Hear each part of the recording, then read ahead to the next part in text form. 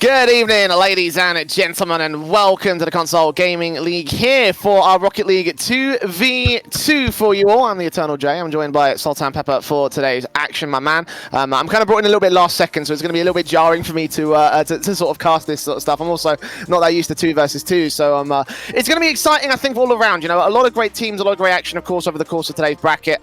So I guess to start things off, how are you doing today?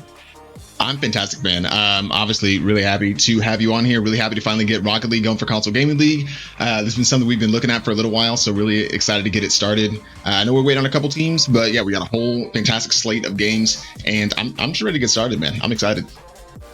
Yeah, absolutely, you know, and I'm always excited to see brand new tournaments. Again, it's my first time getting involved with Console Gaming League as a whole, so, you know, it's just going to be a really exciting time, I think, overall, especially for the players involved to, you know, I kind of enjoy community tournaments because it is kind of curious to see how teams will handle themselves and how players will handle themselves in that sort of competitive environment, you know, and you know, just that it's sort of like an increased sort of level of stakes, I think, all in all. So, for some of these community tournaments and for the community players as well, it's a nice little opportunity to develop themselves, especially in 2v2, where it's like, you know, it's sort of the foundations of team play overall.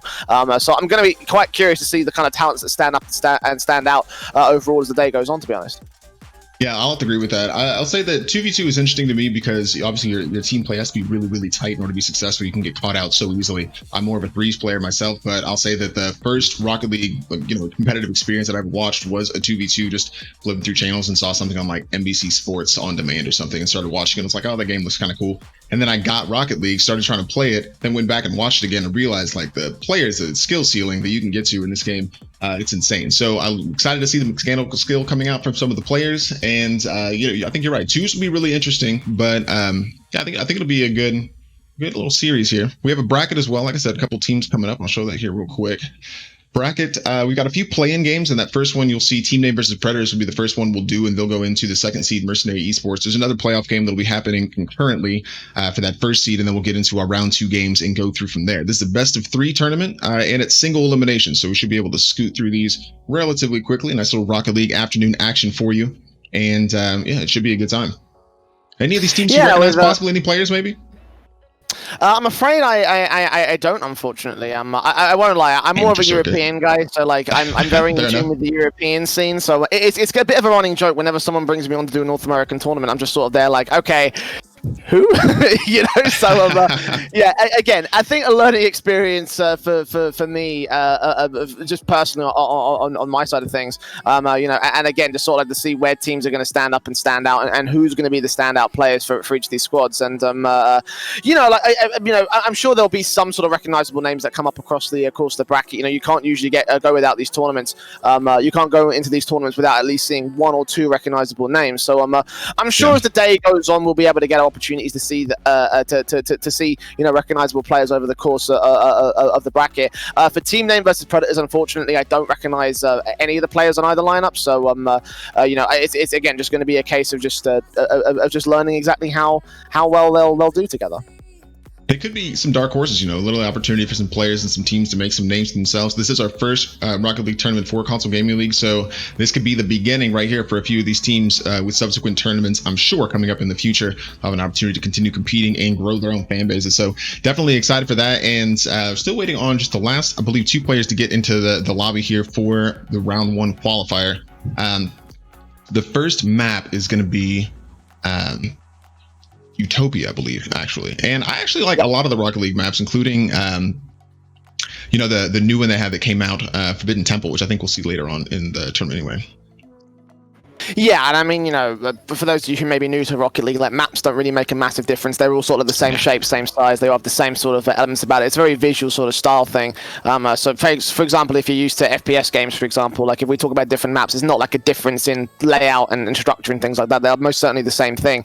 I do know that visuals can like be a bit like of a placebo factor for some teams as well, which is why you can see a certain teams veto and ban certain maps in certain tournaments. I know that the RLCS, for example, has a rule set in it that says, oh, if there's a team that wants to not play a certain map in a series, then you can turn around and veto it entirely, and you don't have to play it at all.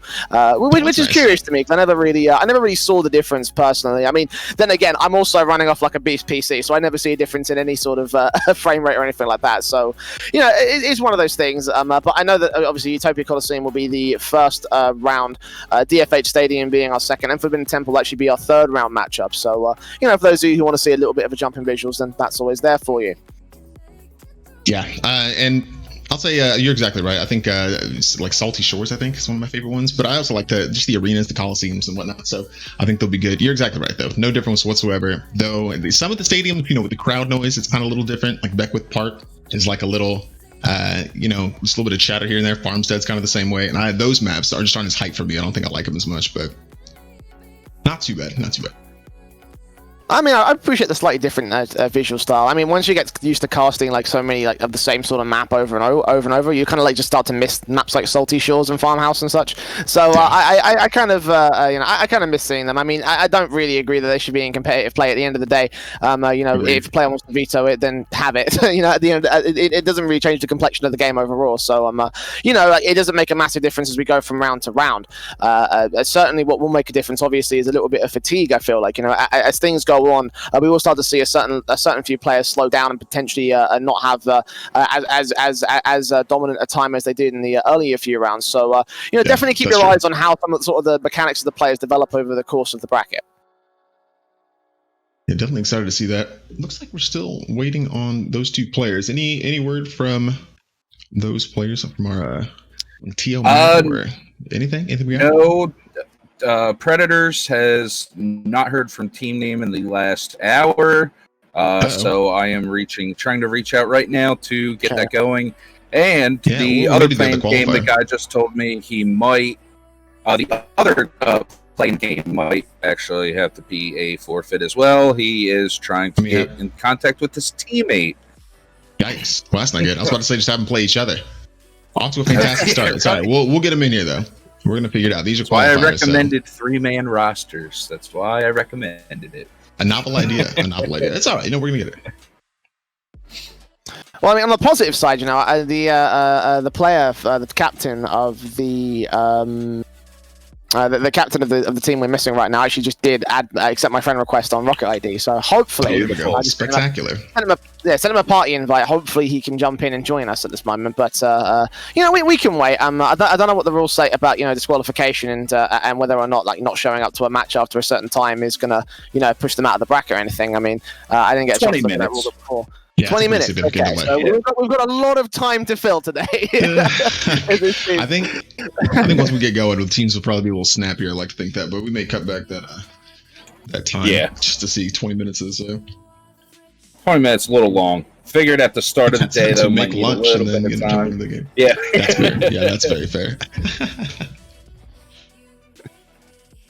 Well, hopefully we can get that one going very, very soon indeed. For 2v2, obviously, it's one of those formats. It's one of those game modes that doesn't quite fit within the standard meta of Rocket League in a 3v3 style. So, I think one of the things you have to consider about the way you sort of structure your team in a 2v2 sort of game is that you have to be a lot less aggressive. I think, all in all, I think that a lot of a lot of squads make the key mistake of just committing both their players forward far enough for for a commitment on a strike, and you risk putting a lot of just basically risk into the attack, and then eventually when it gets changed and when it gets countered, then suddenly you're looking at a situation where now there's nobody back in the defense if you haven't got that third man to keep the challenges going. And I think a lot of teams, when they move over from threes to twos, they tend to make that mistake quite a lot.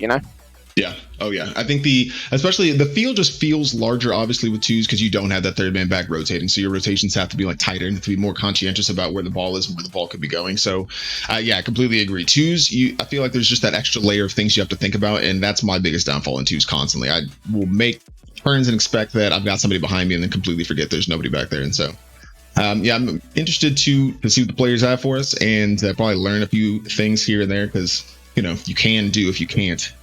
Fast, so here I am. So we'll see how that goes. Well, as of course we mentioned,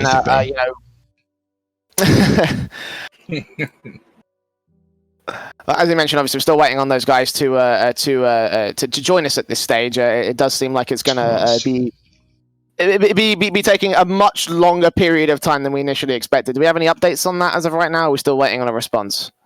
No, still waiting on a response. Yikes. All right. Well, let's see. Also, we can concurrently organize another game and see if we've got maybe like a round 1 game there or a round 2 game from the qualifiers that can still be played, or if that other, you said the other qualifier also having a little bit of issues? Yeah, they're still waiting there.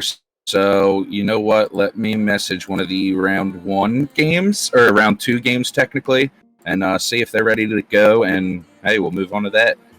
Award the teams that are ready. Too true. And get some action going.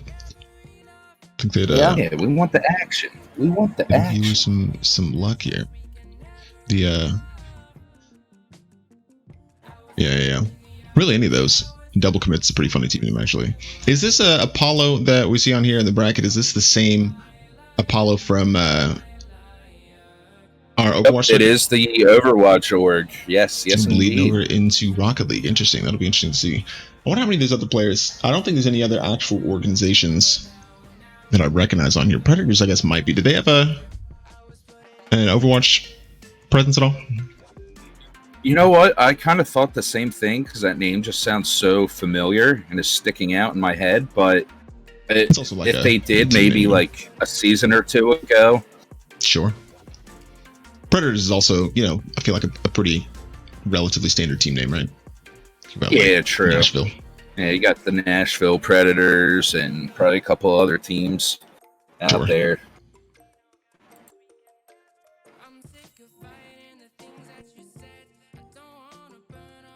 Should be. I can't imagine it'd be too much longer, right? I mean, I'll jump in here and play in a second, honestly. Should we jump in and take their place over on team name, just me and you? Yeah, right. We absolutely should. Just play this little 2v2, little exhibition to start. And get round 2 going. I mean, I'm down. I'll have to find my controller since I haven't plugged it in at the moment, but why not? Should be a lot of fun. I'm not playing this game keyboard and mouse. If you're gonna ask, just no chance. Absolutely. Oh my goodness, I can't imagine that'd seem like it'd be so difficult. There are actually pro players that play keyboard and mouse, and they're actually particularly good. Like, I don't understand how they do it. Like, I constantly ask, how can you possibly play a driving game without analog control? It makes no sense to me. You're either just you're all the way going left or you're all the way going right, and there's no in between. It's like, or you're always going forward, 100% throttle, and there's no. I just don't understand it. So I credit to whoever can do it, and if you can do it at a high level, again, I have no qualms about that, but I don't. Really I'll be damned if I'm ever doing that, ever in my life. Now, when you play in controller, do you go Xbox or PS4 or third party? Xbox. Ooh, Xbox. Okay. All right. I'm an Xbox man. Okay. I've always. Yeah, I've always been Xbox. I had a PlayStation 2 way back in the day, and I switched over to the Xbox 360 in the next generation, and just from there I was Xbox. I just prefer the controllers overall. I still got my old 360 Elite controller, the wired one to use with my PC. It's just you can't beat it, man. I love it to bits. It's probably the best controller ever made. Although that being said, I've never tried the Xbox One controller, so I couldn't tell you, to be honest. It's almost identical. But I would say, yeah, I like Xbox. For me, the ergonomic, I feel like it's just more comfortable to use. And I like the offset analog sticks where PlayStation's got them kind of parallel. Well, it's adjacent to each other, and I can't do it. Yeah, it just feels a bit unnatural on Xbox. But Matt, do you have good news for us? Apollo is talking to their opponent. The Predator team name game, he has not heard back at all. So I told Apollo if their opponent can be ready in 5 minutes, we will stream them. Yeah, totally. Okay. Sounds good to me. And Predator, we also have Mercenary we could reach out to if that team name in Predator game ends up being a forfeit. They've got another one as well. So some opportunities to get somebody on here. So what's your Rocket League background, Jay? What do you like to play? Well, actually, I was more of an FPS guy way back in the day. Like, I started my PC gaming journey in 2009. So like, it's ironic as well. I just mentioned I never play mouse and keyboard, and that was the only thing I ever rocked way back when. But then I picked up Rocket League on the PC when it had just come out, and I realized, okay, now I've definitely got to break out some of the old controllers and figure out how to do that. So, it just released maybe a month or two after it came out on Steam. I started playing it. We played with mates and everything. Maybe about a year later, I got into the RLCS. I started watching the old streams, and just started doing some casting. I was never really good at the game. Like one of the things that I always like establish is that I'm nowhere near any sort of high level in Rocket League. Like, never in my life, and I've never been high level in any sort of game. Don't expect don't expect the game knowledge that I bring to translate over to actual in-game talent, because it just won't. It never will. And then it goes for any other caster as well. So I'm just better at just talking about the game, because talking smack is always easier than actually proving it and backing it up. There you go. Yeah, that's very fair. No, I definitely see that. Yeah, I have a strong FPS background. And then, Rocket League is just so fun to watch, though. So fun to play. Like, I just get addicted to it. It's quick. Games are fast. Yeah. High action, high energy. It's just so much fun. It's interesting because, I've never really been a driving game man, but like Rocket League was the one that broke that. So like, for me, it's insane. It's just like a completely different kind of game. So I love it to bits. It's probably one of my favorite games of all time. How many do you watch soccer at all outside, or in how it relates to Rocket League, or no? Well, I don't watch it religiously like most people in the UK do. For me, like football is kind of like, and it's football, by the way, not soccer. Sorry, just letting you know. We actually play our football with the foot. But football in the UK is obviously like our national sport, so everyone is always talking about it. It's always going on. So I kind of absorb some of it like that. In football, it's a lot more tactical and it's a lot more slower paced. Like a match will last for 90 minutes in football, versus Rocket League can last at 45 minutes at a realistic maximum. And I think that with the fact, obviously, it's in Rocket League it's 3v3, and in football it's so much more than that. So many more players on the pitch, so you have to play it a little bit more slowly, carefully, tactically as well. There's a lot of elements from outside that feed into the game itself. So like in that respect, like I think that from like a fundamental perspective, it's very easy to understand Rocket League, but they are worlds apart when it comes to translating from one to the other. Yeah, completely agree. And I think that because it's such a straightforward game, just get the ball in the goal. It's really easy for people coming in that maybe haven't watched before to understand instantly what's happening. And I think you're exactly right. It's got more layers to it. And I'm gonna continue saying soccer, man. It's 6-1 for me. I feel like I can't say football. It doesn't like come across the same way. People think that I'm trying too hard. So. Oh, I'm not arguing with you. I'm just saying that I can't say it, because then, it just sounds disingenuous. I can't do it. Man. I'll have this argument with every American I meet. It's an issue with me. Every American I meet, I will always argue what is football and what is not. No, you're exactly right. I can't argue with you. It depends on the context, I guess, of all football. All right. Next update, Matt. What you got for us? Good news, I hope. Waiting on one team to get his guys ready, and I'll be shooting that message to get you who to send the invite to, in hopefully a minute. I'm so optimistic. So we're doing Apollo versus Fundamentals, right? Yeah, that will be the game that we are going to Oh, there's the dreaded Discord ping. Let's go, baby. Not what I wanted. Dreaded. Okay. I thought it was going to be a good Discord ping. Was that a different ping you're referring to? This was a different one. There is a second round forfeit, as I can see here. Someone's going to get us to go all the way straight to the end of this game, or the end of this tournament, without playing anybody. Yeah, for real. They're going to be rusty by the time they get to the finals here, and that's never a good thing. Yeah, right. No time to warm up or anything. Or, somebody just forfeits the finals, and then.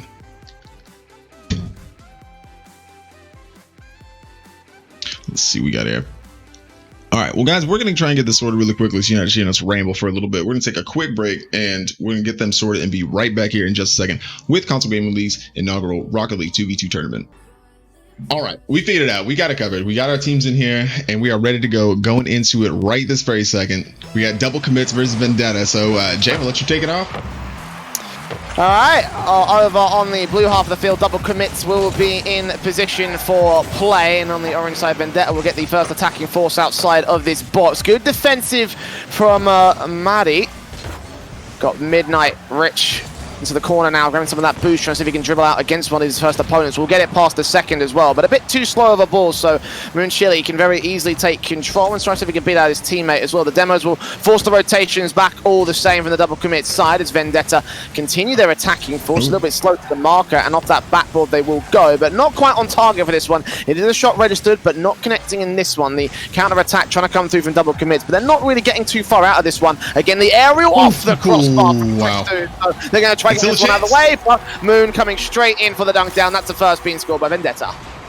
Yeah, and you kind of saw it coming a little bit. A really good early shot over the bow, like you mentioned. Couldn't quite connect, but then this one right over the top, off the crossbar. Moon Chili's there to put it away. Really solid start here for Vendetta. Yeah, nice and simple stuff. I mean, it was a little bit contested there by the double commit side. A couple of opportunities past the midfield line, but never really breaking into the offensive line itself. They will try to look for a double tap here off the backboard. Rich is going to look for his way in, but couldn't get high enough to get the touch on the ball. So Christo can turn it back over to the box and move it. Gonna pass both of them here towards that corner, but no backup from his teammate. Double commits, their rotations are a little bit out position for this one. Christo makes his way into the box, leaves it for Moon, but have to fall back as he can't look for a way to make his way in for the attack. For the moment, double commits are kind of relying on the passive pressure coming out. Make a couple of counter-attacks happen off this backboard. It's going to be returned very quickly by Christo into that midfield line. Yeah, what we're seeing so far, at least as this another shot comes in, a nice save there from Midnight Rich. I believe that's his third of the game already. But what we're seeing so far is Christo and Chili really kind of setting the pace of the game. They really being aggressive, getting after the ball, and staying tight in the rotation. I feel like to some extent, double commits are on the back foot, just having to defend their goal over and over, and the shots just keep coming. Yeah, pressure certainly advantageous to the Vendetta side. A couple of returns coming in from double commits, but it's blocked off outside that box. And the 1-2 punch combo from Vendetta allowing them to return back to the counter-attack, look for another good shot, but it is denied on the defensive. Once again, double commits going to keep their own for the moment. Here is Maddie out to the quick control into the midfield line and out towards that corner play. Moon's going to move in. Nice touch out from Rich. We'll try to see if he can get control. We return in towards this box. Midnight Rich coming in with a great dribble play. Gets it on both of them. Fantastic stuff. Double commits, back in at evens. What a way to answer back. A really nice soft touch there just to set himself up, and then the aerial right over the top of two defenders just guides it directly under the crossbar. A spectacular shot there from Rich, and we're tied up 1-1.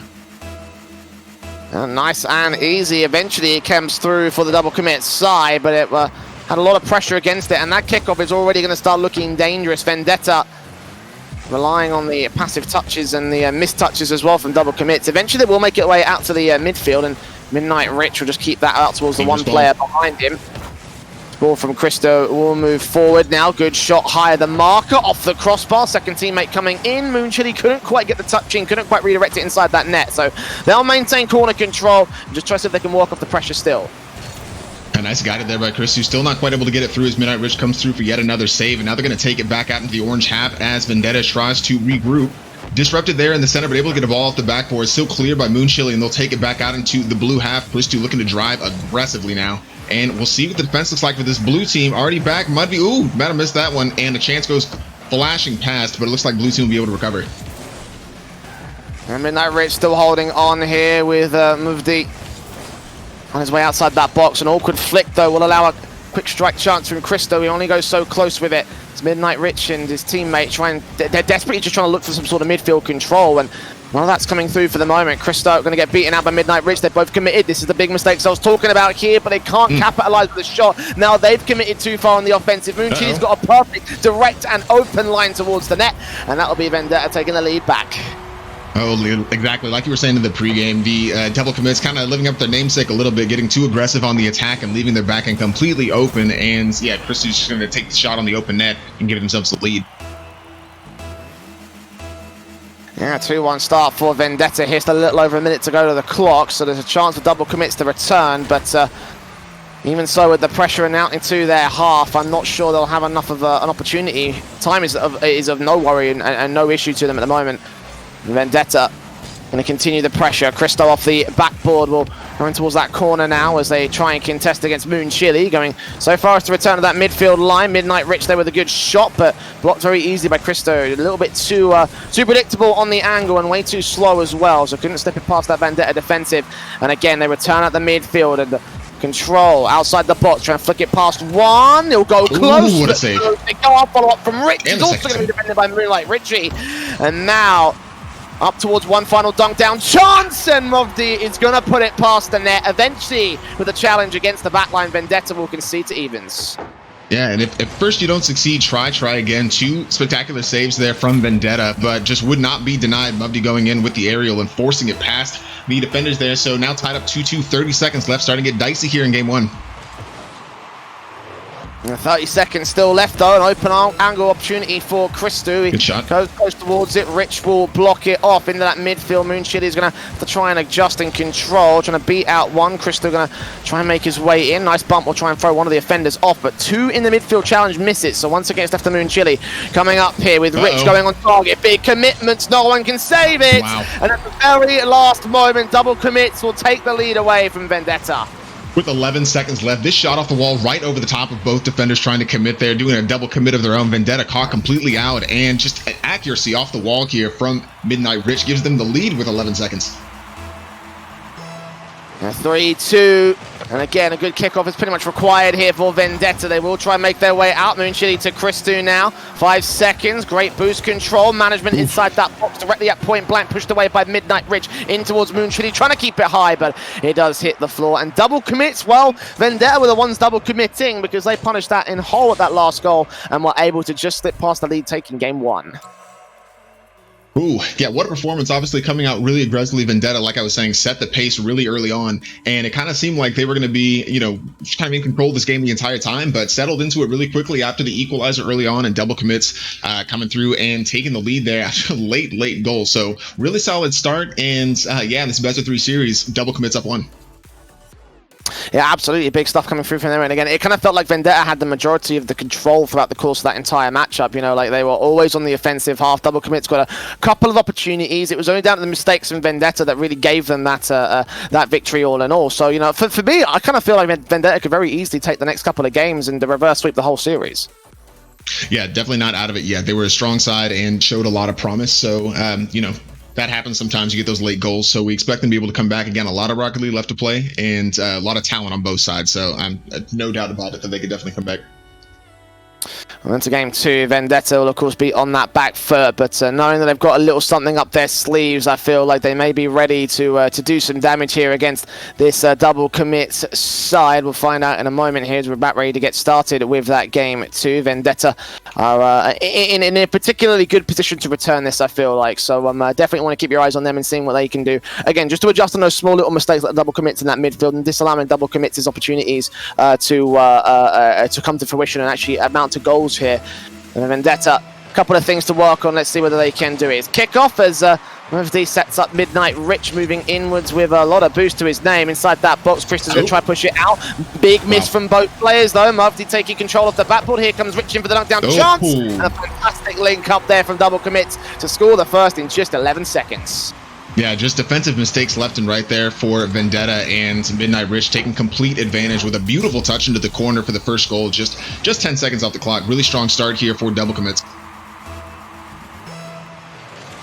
A big way in for them. A pinch off the midfield line. Movdi going to go down inside that box, and Chili will just get the block in. Nice simple stuff again from the defensive line. Midnight Rich will still push forward, and we'll get beaten out eventually by that defense. Now going out towards this corner, Cristo is going to challenge on towards Movdi, but only goes so far with it. It's Rich back into that box, not on target for the shot. That ball is dangerously set up out by Moon Chili. Needs to find a better way to clear that out. Movdi moves in, Rich will come forward with the strike, and they both commit towards that one. Still trying to find some sort of way to work in a zero angle, but it won't be allowed here. Yeah, now back into the midfield, but blue team just keeps on coming. But Moonchili and Chris have been really solid at kind of blocking out a lot of those chances and rotating well in goal. Mudvy now going all the way over the top. Going to leave it for Midnight Rich, who has a shot, but Chris there again to deny him as Moonchili clears it back out. But a lot of just these 50-50s right here in this third for, for Vendetta. It's not going to help him. Yeah, a lot of pressure coming out from double commits this time as they sort of do onto Vendetta what Vendetta did to them in the first game. And it has thrown them off. Vendetta with a couple of crucial misses again, conceding that first goal, and now just no way they could rotate back for the second.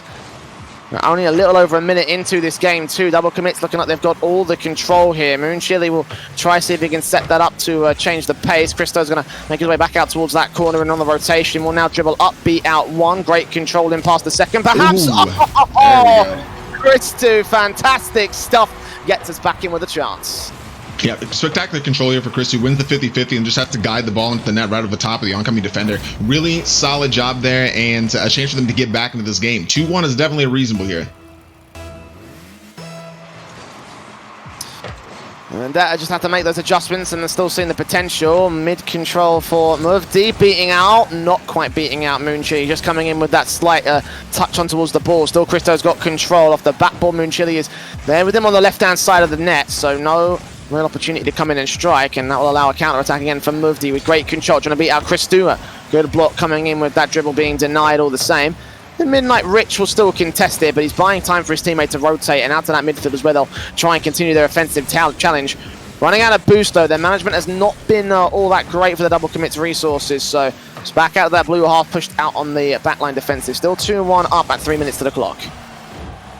Yeah, and it's been really positive in this next kind of minute and a half or so from Vendetta. And Mudvy goes in and scores the other direction, just trying to give Vendetta some praise, and they get caught out in the back again for a 3-1 now for double commits. And yeah, just as I was about to say, Vendetta looked like they were climbing back into this game. Double commits kind of adds another one back on top of the pile.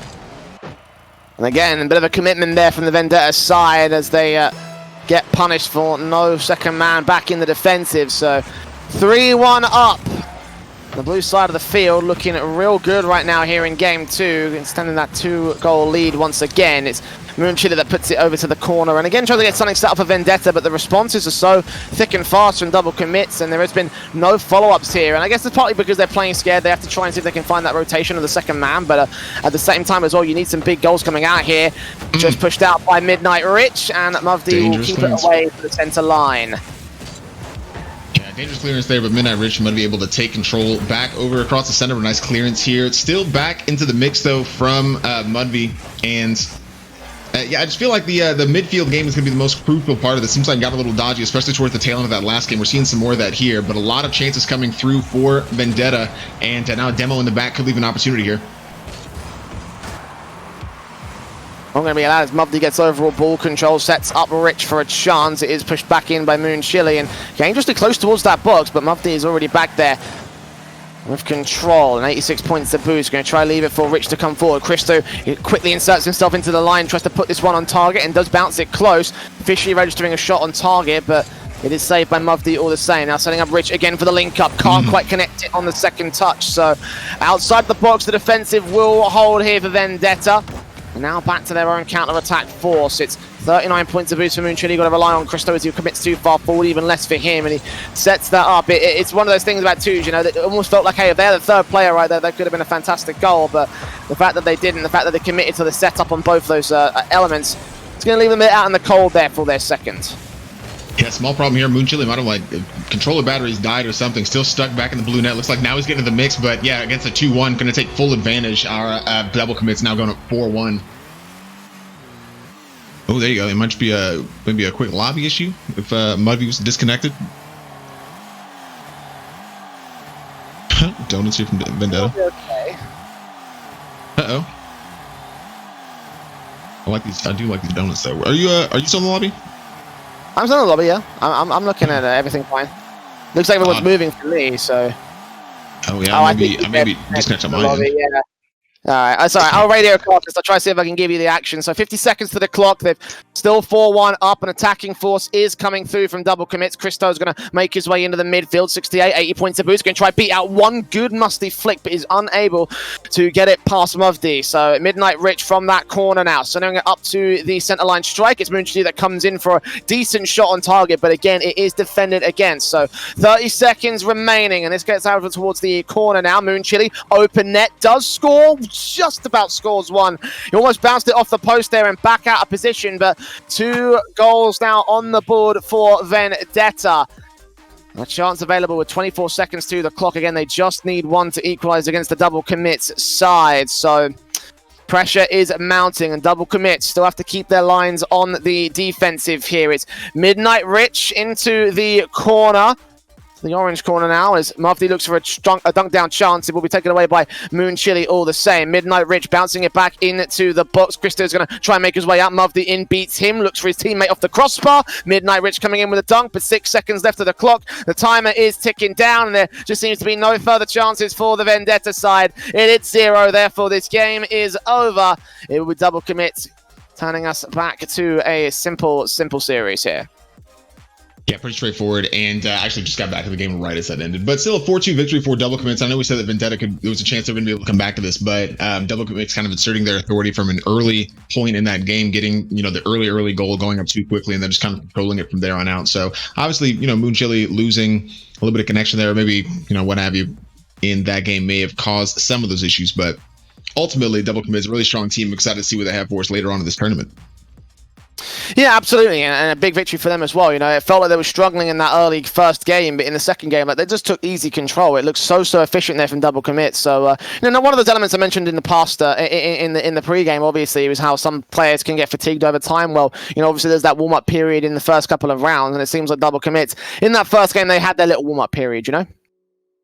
Yeah, definitely agreed. Looking at the bracket, double commits will go on to round 3. They'll be facing the leader of at least YRN and Team Sped. Looking at the bracket we have up now, still looking for a few of those next games.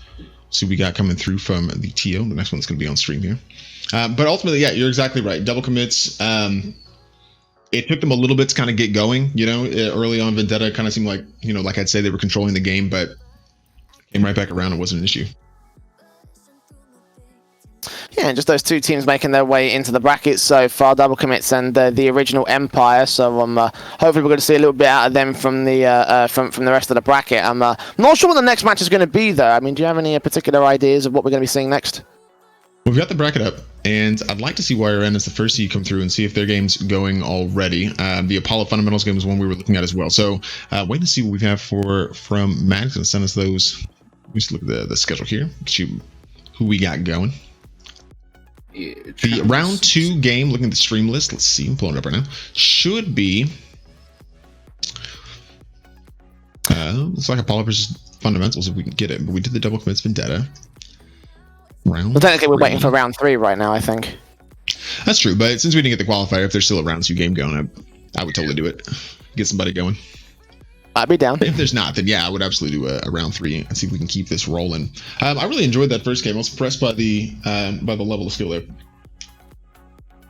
Yeah, no, absolutely. I mean, they demonstrated some of the main basics of how to play 2 versus 2, and when you come into a tournament, especially when you don't know many of the players, you don't really know what to expect. So to see that sort of level of game was certainly nice to see. I think, especially in the double commit side, especially when they were very pushed back into a corner, it felt like they were very pressured by that, the way that first game went. The fact that they could turn around and demonstrate that they could still take a big victory is, it's encouraging signs for them as the bracket rolls on.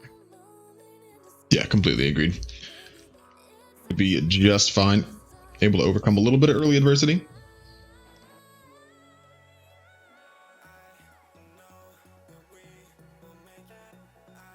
Let's see here. Still looking at the stream schedule. We'll take a quick break here while we get the next team sorted, and we'll be right back with Console Gaming League's Rocket League 2v2 here in just a second. And welcome back to Console Gaming League's Rocket League. See, you know what? And I told you could do it too, and I completely jumped in there. Oh, God, You know, we're just double committing is what it is, and we actually have double commits Yes. and YRN for this next round game, and should be a good one. We saw double commits come out, the 8 seed really strong, and YRN the 1st seed handled their opponents. So now here in this next round, the two of them going at it, and I'm excited for this matchup. Should be a good one. Yeah, it should be. I mean, obviously, we've seen double commits take that clutch victory against Vendetta in the 2-0 series from the last round, and in this round as well. Got a bit of a hell of a task up ahead of them, I feel like. You know, like YRN are the top seed currently in this particular bracket, so seeing them take to the field will look to be a very fun little time, I think, for them overall. And I think we have an updated bracket that we can show up on screen, so we can have a look exactly who's made their way through. Right now, High Peak beat out Reverb Phoenix, and the original Empire beat Reverb Raven. So right now the Reverb guys are not having a fantastic time in round 2. They've only got Reverb lost as the only team left left in the tournament, and they may well lose to the original Empire all the same. So right now there's a bit of a Reverb massacre going on as the rest of the matches catch up.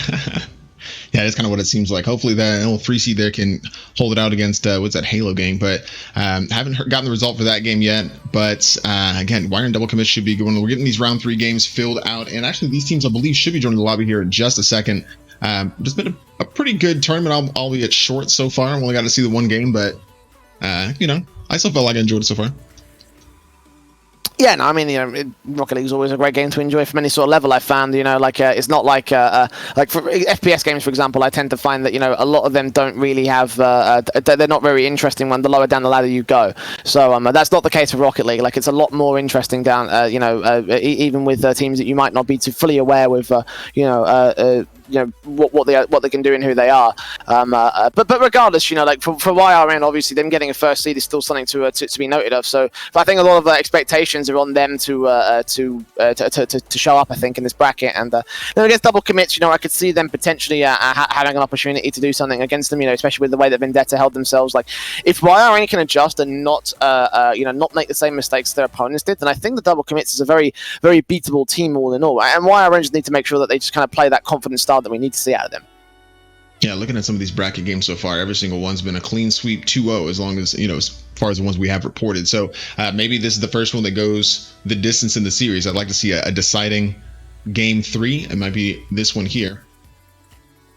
But so we don't have anybody in just yet.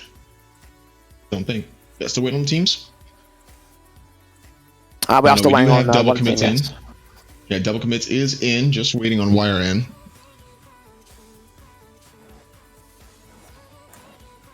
With any luck, they won't take that much longer. I mean, I know that they just obviously you know, just won their game, so they're probably taking a bit of a moment to sort of cool down from that round 2 matchup against Team Sped. Obviously one of the teams that made it through from the play-in matches. So here they are. They're just joining into the server. So actually, we could just jump straight on and get into the matchup here. Spectacular! I'm excited for it. Again, YRN and double commits in this round 3 matchup.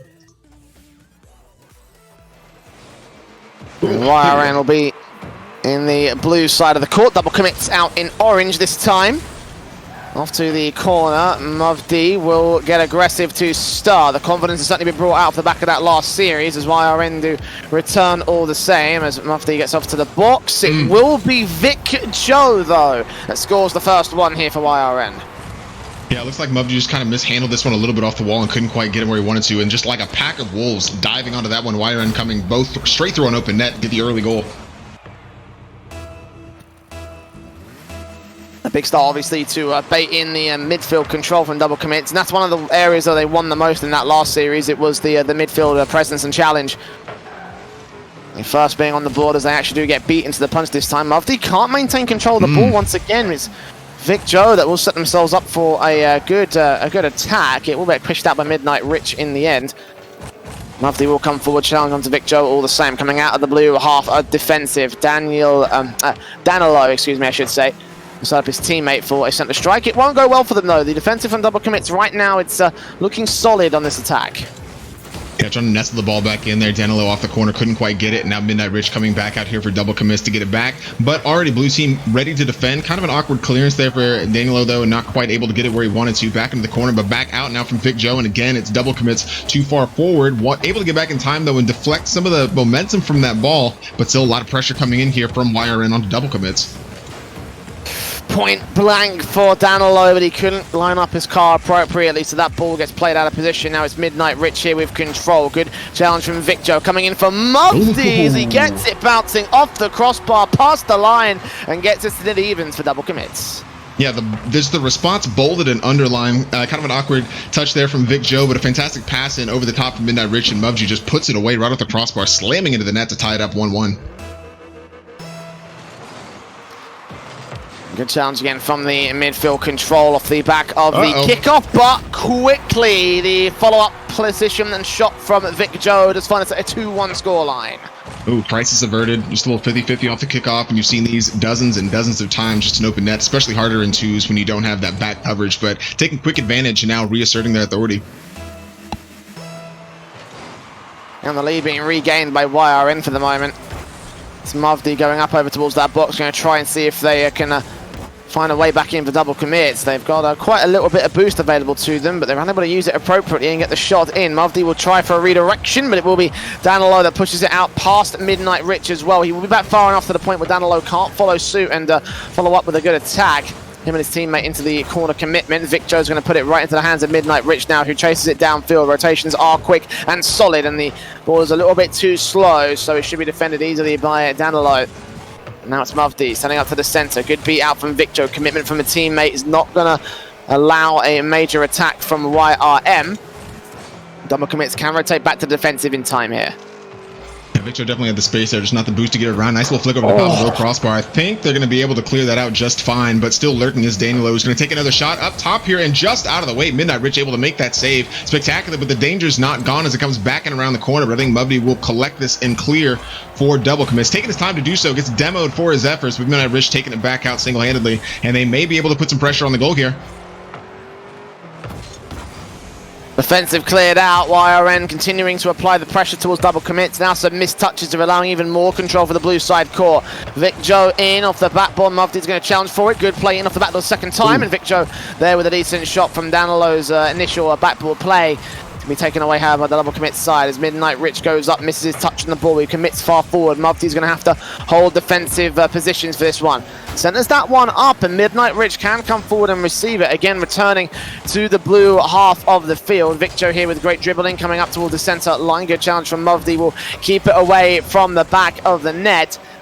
Still plenty of boost to hold the midfielders. They're just running off of 50-50 challenges here. Double commits are heavily pressured in their own right. They haven't had much of an offensive opportunity in the last about 45 seconds. Yeah, Vic Joe's been absolutely relentless, sending this ball back in over and over off the corner. They may be rewarded for it here. Wide open in front of the net. Danilo's not able to quite touch it yet. They're able to block it out momentarily, but over the top again, another save from Midnight Rich. Huge here, and asking all the questions are YRN, and finally getting an answer there as they push one past double commits, who have been defending so well over the last 2 minutes or so. Let's talk about double commits there. Both players went up for that tee-in from Vic Joe, and as they tried to rotate out the boost, he was allowed a second chance to that net, and it was all cleared out, all open for his goal. A 3-1 scoreline now for YRN. All 3 goals being scored by Vic Joe, by the way. He's got a full-on hat-trick in this matchup, and Mavdi and Midnight Rich will try look to respond. They will sacrifice one of the attacking players, but with Midnight Rich getting that goal, it was all worth it. Yeah, just needed the slightest of touches there and wasn't quite able to get in. Ends up getting demoed for his effort, but it left Midnight Rich wide open to take the shot into the corner. Nearly got it off the post there, but was able to sneak in, and now just a minute to get that game tied back up at 3. It looks pretty good here, Jay. See if double commits and make it happen. Yeah, Midnight Rich moving in here with the midfield control down low. Still has contention against him. Will challenge. Vic Joe's going to come forward, try to see if he can beat him out. Mavdi is unable to get his quicker wraparound touch in as well.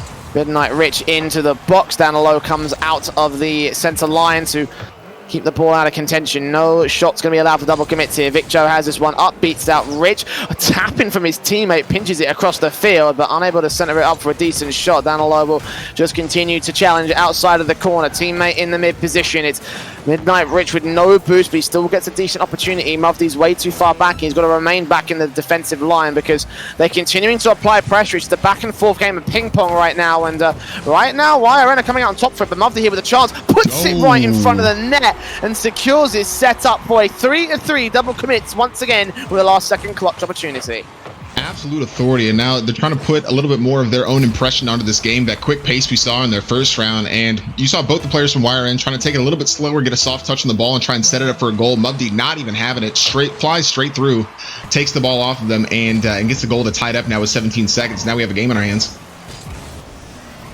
Ball in off the backboard, big miss. Oh no! You hate to see it. Mubdi he absolutely had to get that tuck, but that miss right there is what cost them the lead. Yeah, and they may just seal their fate now. 11 seconds left. You feel good getting one, less than 20 seconds, but then just a bad mistake at the back completely costs you. And if you're a team like YRN, you're going to put those away. Well, 10 seconds to the clock. Double commit's not going to get another chance right here. Midnight Ritual try for one, put inside that box. Mubdi has control, but he can't center it up outside this corner.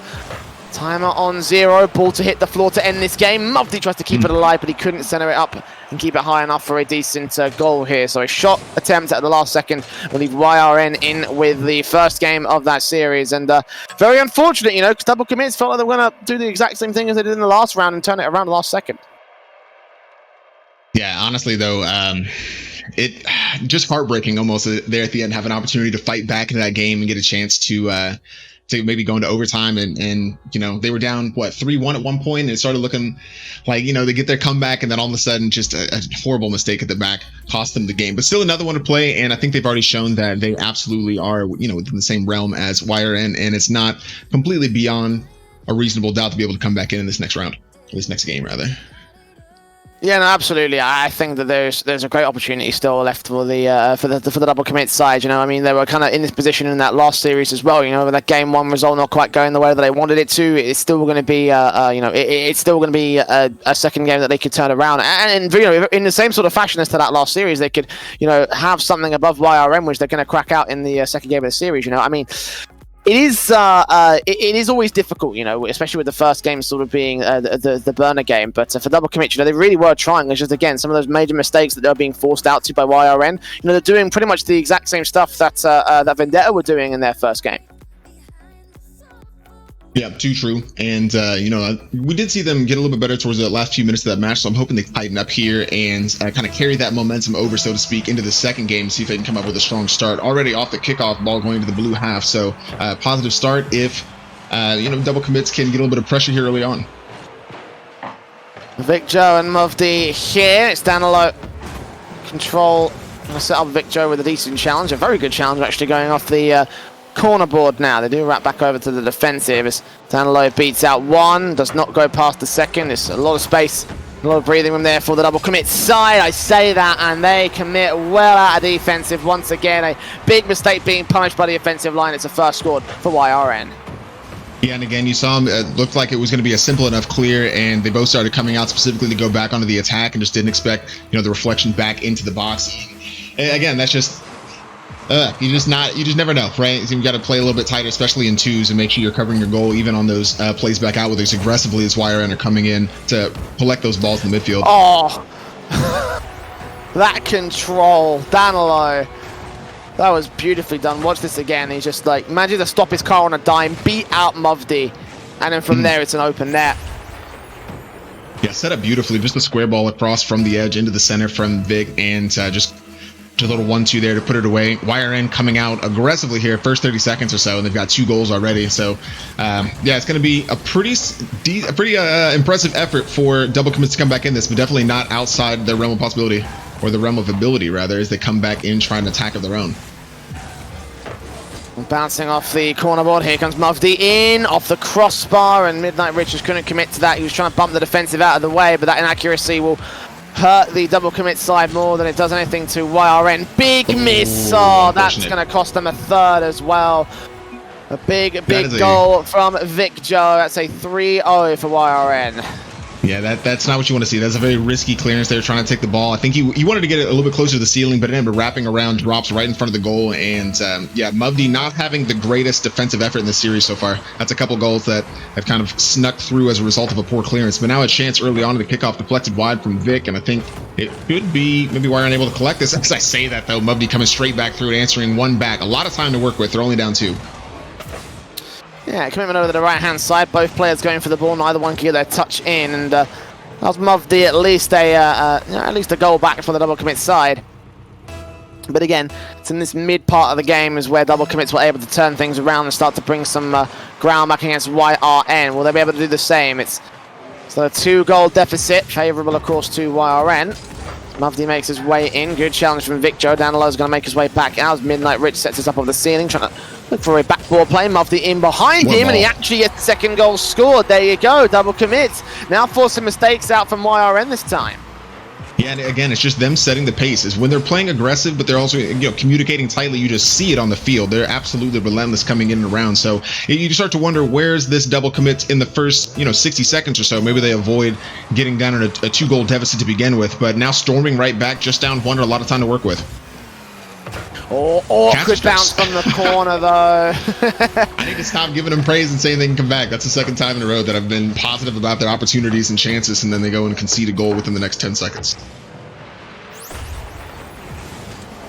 Well, the 2-goal lead reinstated by YRN. It looks to continue down this route as well, and this double commits can do something, again, very quick and effective. It's out to the midfield as Mavdi leaves it for Midnight Rich. Vicjo's going to have control off the sideboard. A ball played into the midfield line. Down low for Mavdi. The 100 boost picked up by Mavdi as well. Great control, but just missing out that touch again. Missed touches from double commits have been their worst enemy in the last couple of series. Good challenge from Vicjo. We'll leave him down low next. Making his way in off the sideboard for an attack. He's got plenty of support now with the 100 boost being picked up by Vicjo. He will get challenged, but he makes his way to the center line, so no secondary follow-up. Into Midnight Rich, he'll put it out of the position and not allow the attack to come to full fruition for YRN. It's fascinating to me, the style of play from both of these teams. What a ball, just floating right in front of goal, and they weren't quite able to put it away. But it seems like YRN want to play a more controlled game. Definitely the mechanical skill coming to effect. A lot of passes, a lot of stopping the ball, trapping a little bit, and trying to get themselves into good positions where it's a lot more aggression coming out from double commits. And dangerous ball across the center. While double commits, struggle when the ball is kind of played a little bit more tactically because they do play so quickly, but then they have an advantage when they're aggressive because YRN wants to play so much more passively, like we saw in that goal from Mubdi there in the last round. So kind of interesting to see these two teams going back and forth, trying to impress their own style of play. So far, it's YRN on top, but double commits definitely with an opportunity to come back into this if they can get one back soon. Well, Midnight Rich here, alongside Mubdi in the back line, will push forward outside of the corner. It's down a low. Lack of boost of his own right. We'll still get his challenges in, allow Victor a chance to make his way out of position, but now he's going to make his way into the defensive. Rich! Perfect chance for a double tap. He couldn't complete the whole thing. That redirect will go better, though. And double commit to be back within 1.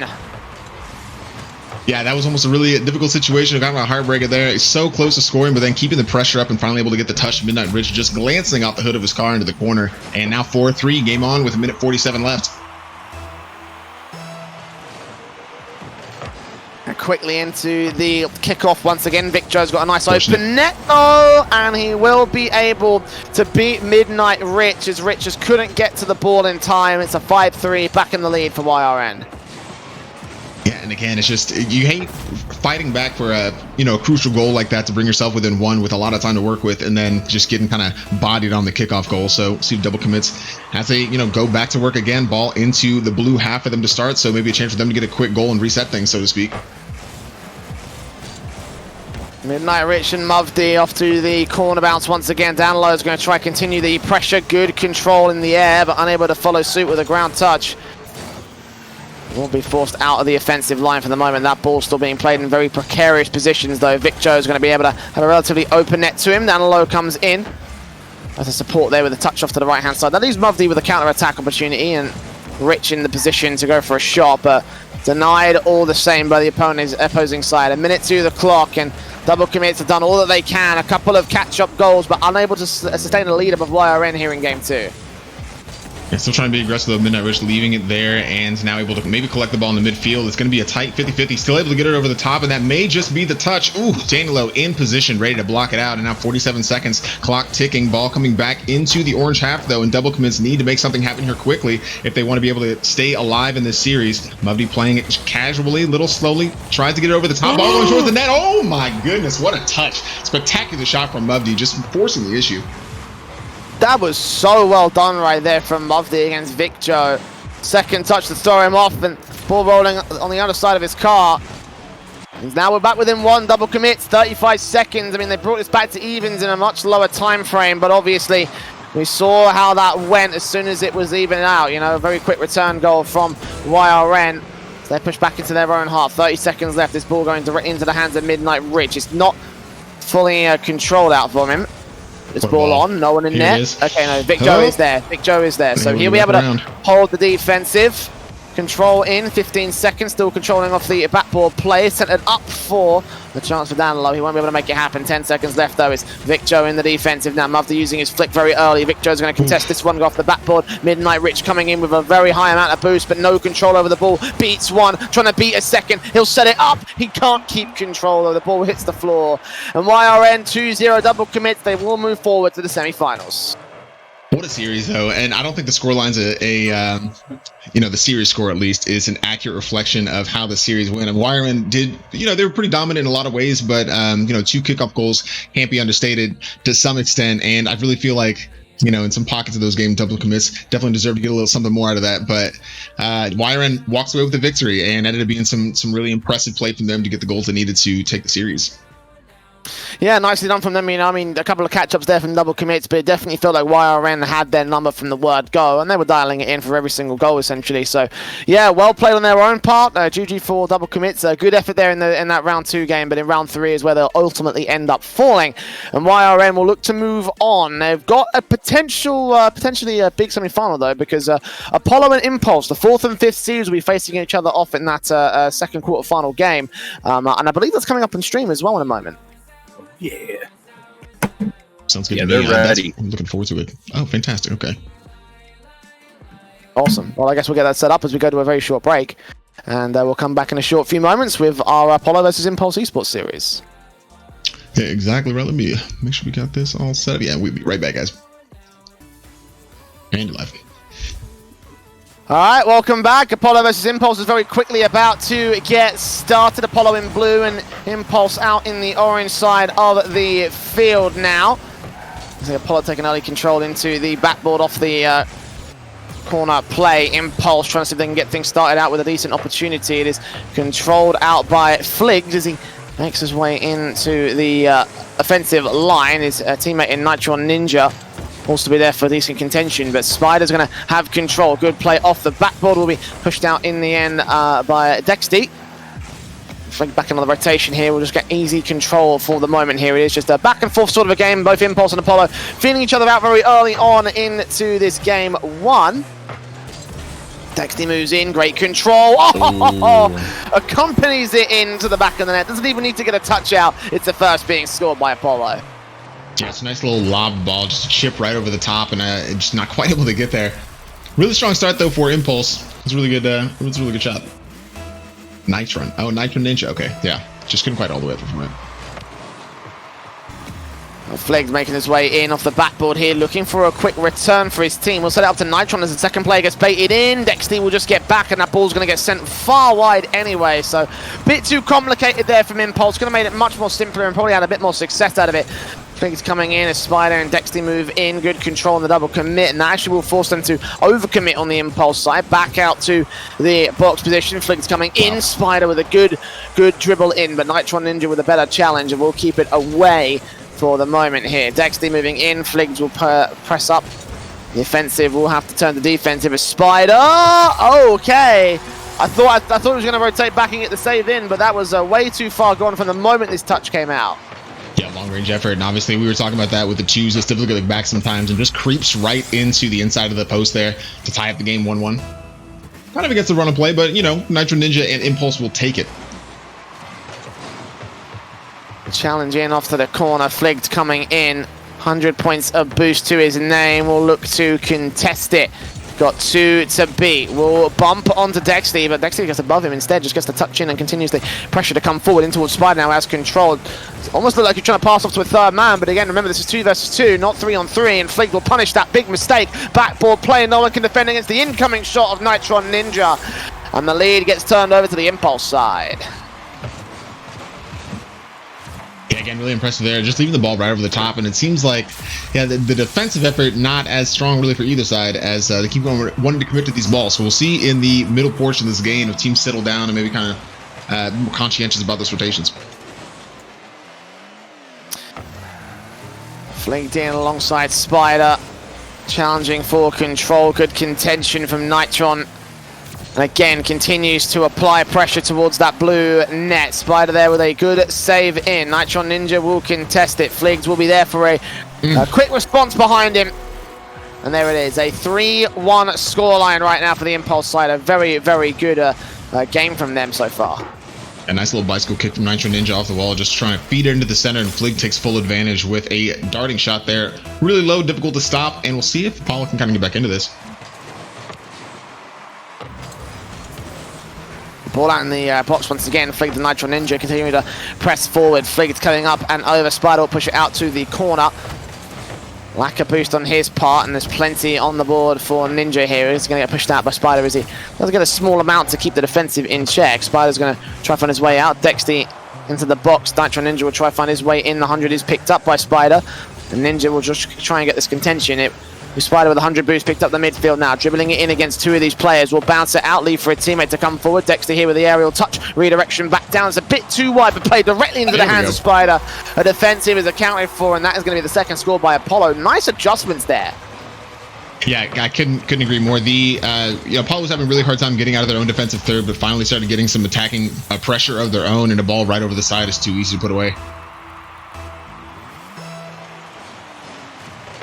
Now back within one for the Apollo side, and they have a really good chance of turning this around. I mean, they got those very opening stylistic goals coming into this series, and it will be defended against by passiveness from this Apollo camp. Spider moving in, 29 points of boost. What is that shot? Goodness. What is that shot, Spider?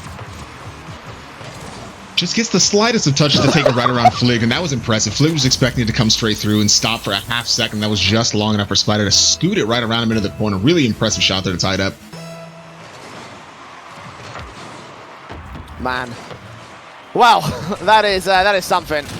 Dexty will come in with another good shot, and now Apollo are just putting in the hurt. All these balls up directly in the attacking third, and that is just easy stuff coming in from Dexty. One after the other. That's impressive. That's some good stuff. I like to see it. 4-3. That kickoff did look awkward, but Dexty's ready to receive it. Spider right back into his teammate, perhaps not quite landing the touch. All still challenge Flig and just quickly pump him out of the way. It's Nitron Ninja back on the attack. However, the return from Apollo should be quick and fast. Here comes Dexty with another redirect chance. Will be a little bit too low for his adjustment, but Apollo will rotate back to the defensive line. Well, they still are at the advantage. A minute and 30, they're still 4-3 up. And this ball here inside that box. Flig will play it inside once again. Dexty should be able to clear that out. No trouble here for the Apollo camp. Really, the concern here is trying to find that goal to put the two-goal cushion in between them. Dexty going to try to bump Flig out the way, but Flig holds the contention. There's no one in the back of the blue nets. This will be an easy shot, an easy goal. We're back at evens for Impulse. Yeah, and you were there for a second. Flig without any boost trying to get that breakaway, and was able to finally get there in time, getting a little boost pad there to push it all the way through, because he had members chasing. But yeah, really strong defensive effort, taking their opportunity and tying up the game with a minute left. Yeah, this is looking real good. And a dead set even matchup between these two teams. 4-4 on the board. Nitron Ninja tries to extend it to 5. It's Spider that won't allow that to happen. Flick will come in off the sideboard. Dexty will put this one and boot it downfield. Spider's going to force to fall back in the midfield line. Flick is already there to receive it. Spider into the box, pushing out one. There's a demo in. Dexty's just got to beat out Flick off the backboard. Flick's going to get baited in for that first shot. Spider coming in for the second, but Flick still holds on to the defense. It's pushed into the corner now. Nitron Ninja will grab what little boost that he can get from the small pads and try and challenge. Spider's having none of that though. Good pinch. Now it's Flicked here. Controlling, beating up both of them. That's an open net. That's easy for the fifth. Impulse. They break the stalemate and they take the lead. Yeah, really impressive here. The take from Flick completely stops the ball right in the front of his car. Nice little flick there. Calm as you like, right over the top, and beats two to get it in the net. Spectacular shot there.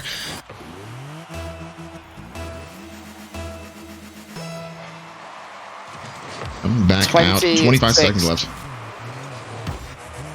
Now time to tick away. Spider trying to find something out here on the offensive. They are on the back foot now. Apollo don't have the same level of confidence as they could a little bit earlier on in the game. 10 seconds remain for this clock. Dexty's going to have to try and find a clear downfield. He desperately needs to, as the ball gets put off the crossbar. It will be a lucky lifeline a moment too soon as well. Ball still up. Spider's going to have to try keep it alive. 9 points of boost for him, and it will be killed on the floor by a Nitron Ninja as Impulse winning game 1. And what a turnaround from them. A fantastic effort coming in from the orange half. Yeah, absolutely, and be able to come back out. Obviously, did their due diligence in getting those that defensive effort and getting a little fortunate with some of those return goals. But I will say that they did everything they needed to. Apollo with 2 spectacular goals and individual efforts weren't enough to get them over the line, and now down 5-4 and 1 in the series. But Impulse, yeah, really impressive performance from them. Yeah, absolutely. It was fantastic. I think from the Impulse side, and again, it wasn't without its tribulation. For Apollo, that was a very, very well fought matchup, and a one that could very easily translate over to game 2, or translate to a victory over in game 2. Apollo have shown that they have what it takes. It's just that Impulse kept adjusting and doing what they could to try and turn things back. So, credit to them where it's due. Impulse, they won that series, but they won that game, I should say. But to win the series is going to be a bit more of a tough affair, I think. Yeah, I completely agree. Apollo, definitely no slouches, and came out, like we saw, just really solid ball control, car control, and able to cause a lot of problems for Impulse. And they were having to defend quite a bit. So like I said, got a little fortunate with some of the counterattacking goals, but they're going to have to be just as doubled down as last game in order to kind of belay this Apollo attack. Well, game 2 now looks to see whether or not Apollo can turn things around against Impulse here. They're going to need to, else they face elimination here in our best of 3 bracket. So we're going to get things kicked off between Nitron Ninja and Spider. Good play initially for the Impulse camp. Unable to score that first. That wasn't quite down center, but that was a very, very good effort regardless.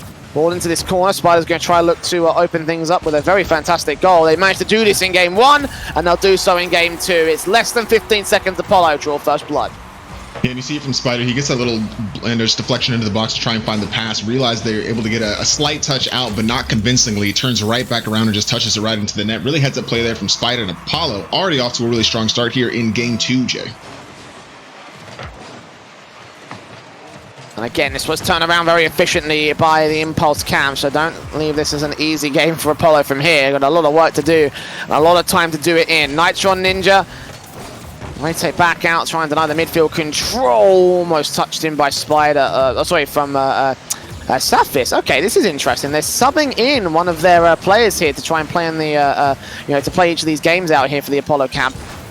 The first being scored by Apollo. We'll try to see if they can continue the pressure at the moment. It's Nitron Ninja now with control into this box. It will be played out. Spider will wrap back over. Good play into the backboard once again. Spider's got an open net to score against, and they'll make his second happen. 2-0 right now for Apollo. Yeah, Spath is just able to get a quick touch in there, beats his opponent on the 50-50, and it's a wide open net here for Spider. Up 2 to the good, and that substitution may have been the change they needed. Already off to a really good start here in the second game. Yeah, and just into the first minute of this one as well. Like, it's looking efficient and effective right now from the Apollo camp. Sathis. Now by Nitron Ninja now. No boost left for the Ninja as he makes his way in. Challenging on towards Sathis. Fligged makes his way out of position. Good play, good shot. Backboard touch will not be allowed to go onwards here. It played out into the corner as Sathis falls back alongside Spider. Nitron Ninja will try something and find the counter-attack, and we'll play this ball very close to the box. Fligged can't come in with a decent challenge, though. He'll center it up, actually. Ninja will be unable to land his goal. So nothing coming in the way of Impulse. That's looking to try and change, but a couple of missed touches will throw them off a little bit. The plays between Sathis and Spider coming out. No one's in the net. They've set up Spider for his hat-trick. 3-0 for Apollo. Yeah, and it's starting to look like Apollo's just drawing Impulse out a little bit with these passes across the midfield, just expecting the commitments and then just finding the open nets. That's I think all 3 of their goals have been relatively open so far, and Apollo's doing everything they can to get right back in the series. Yeah, this is looking fantastic. 3-0. And still 3 minutes to the clock as Nitron Ninja makes his way in. Bounce off the corner. Play from Fligged will try and find some sort of way to work in a point blank. Now Spider off the ceiling. Here he comes for a double tap. and it will connect, but it will be thrown off by Nitron Ninja, so it doesn't quite land on towards the net itself. Good play in again to the backboard. Flick coming forward with a secondary touch, and no one can get back in time. Prioritizing boost over ball, it seemed, for the last man in the defense, and that'll score the first here for Impulse. Oh, yeah, exactly right. Yeah, Spath is trying to see if he can get the boost and come all the way back around. You saw in the corner of the replay, just not enough time to get in the way of that ball and gets punished for it. Obviously, being up 3-0, you have a little bit of an opportunity, a little bit of a pushing, but with 3 minutes left, you know, you probably want to keep a clean sheet as much as you can. So 3-1 now. Impulse definitely not out of it yet as they try and come directly back in. Nice stop of Spathis to get it back out, and we'll see if Apollo can add to their lead. Nitron Ninja into the midfield line. Spider's going to make his way in. Fligged will try pass back over to his teammate, but that just hands it right back to the hands of Apollo. Should have looked for a shot down center instead. Spider from the corner. Spathis into the midfield. Fligged will make his way up here. 100 points of boost can get picked up by him. Spathis will set this up to the backboard line. Again, Nitron Ninja has got to get it out of the way because some dangerous balls being played up here by the Apollo camp, and they can't afford to concede a fourth goal back at this mid-stage of the game. Still 2 minutes and 13 seconds, and there's a two-goal advantage right now for the Apollo camp. Are pressured very heavily right now by Impulse, but it's not going to lead to any goals at this stage. Yeah, defensively so far in this game, Apollo have been strong. I hope I don't jinx him here, but Spider just muscling their opponents off the ball. As soon as I say really impressive performance, though, from Flick to come back and get it back another one. That's almost similar to the first goal we saw there from Apollo. We're just aware of their recovery from the defense and came right back around, tipped it right over the top, and gets him back 3-2. All right. Well played. Fligg's moving in to try and capitalize on his third goal. Just pushed off the crossbar, just barely pushed out by the defensive. And Fligged gets a hat-trick of his own. Impulse 3-3 in game 2, looking to put this one to bed real quick.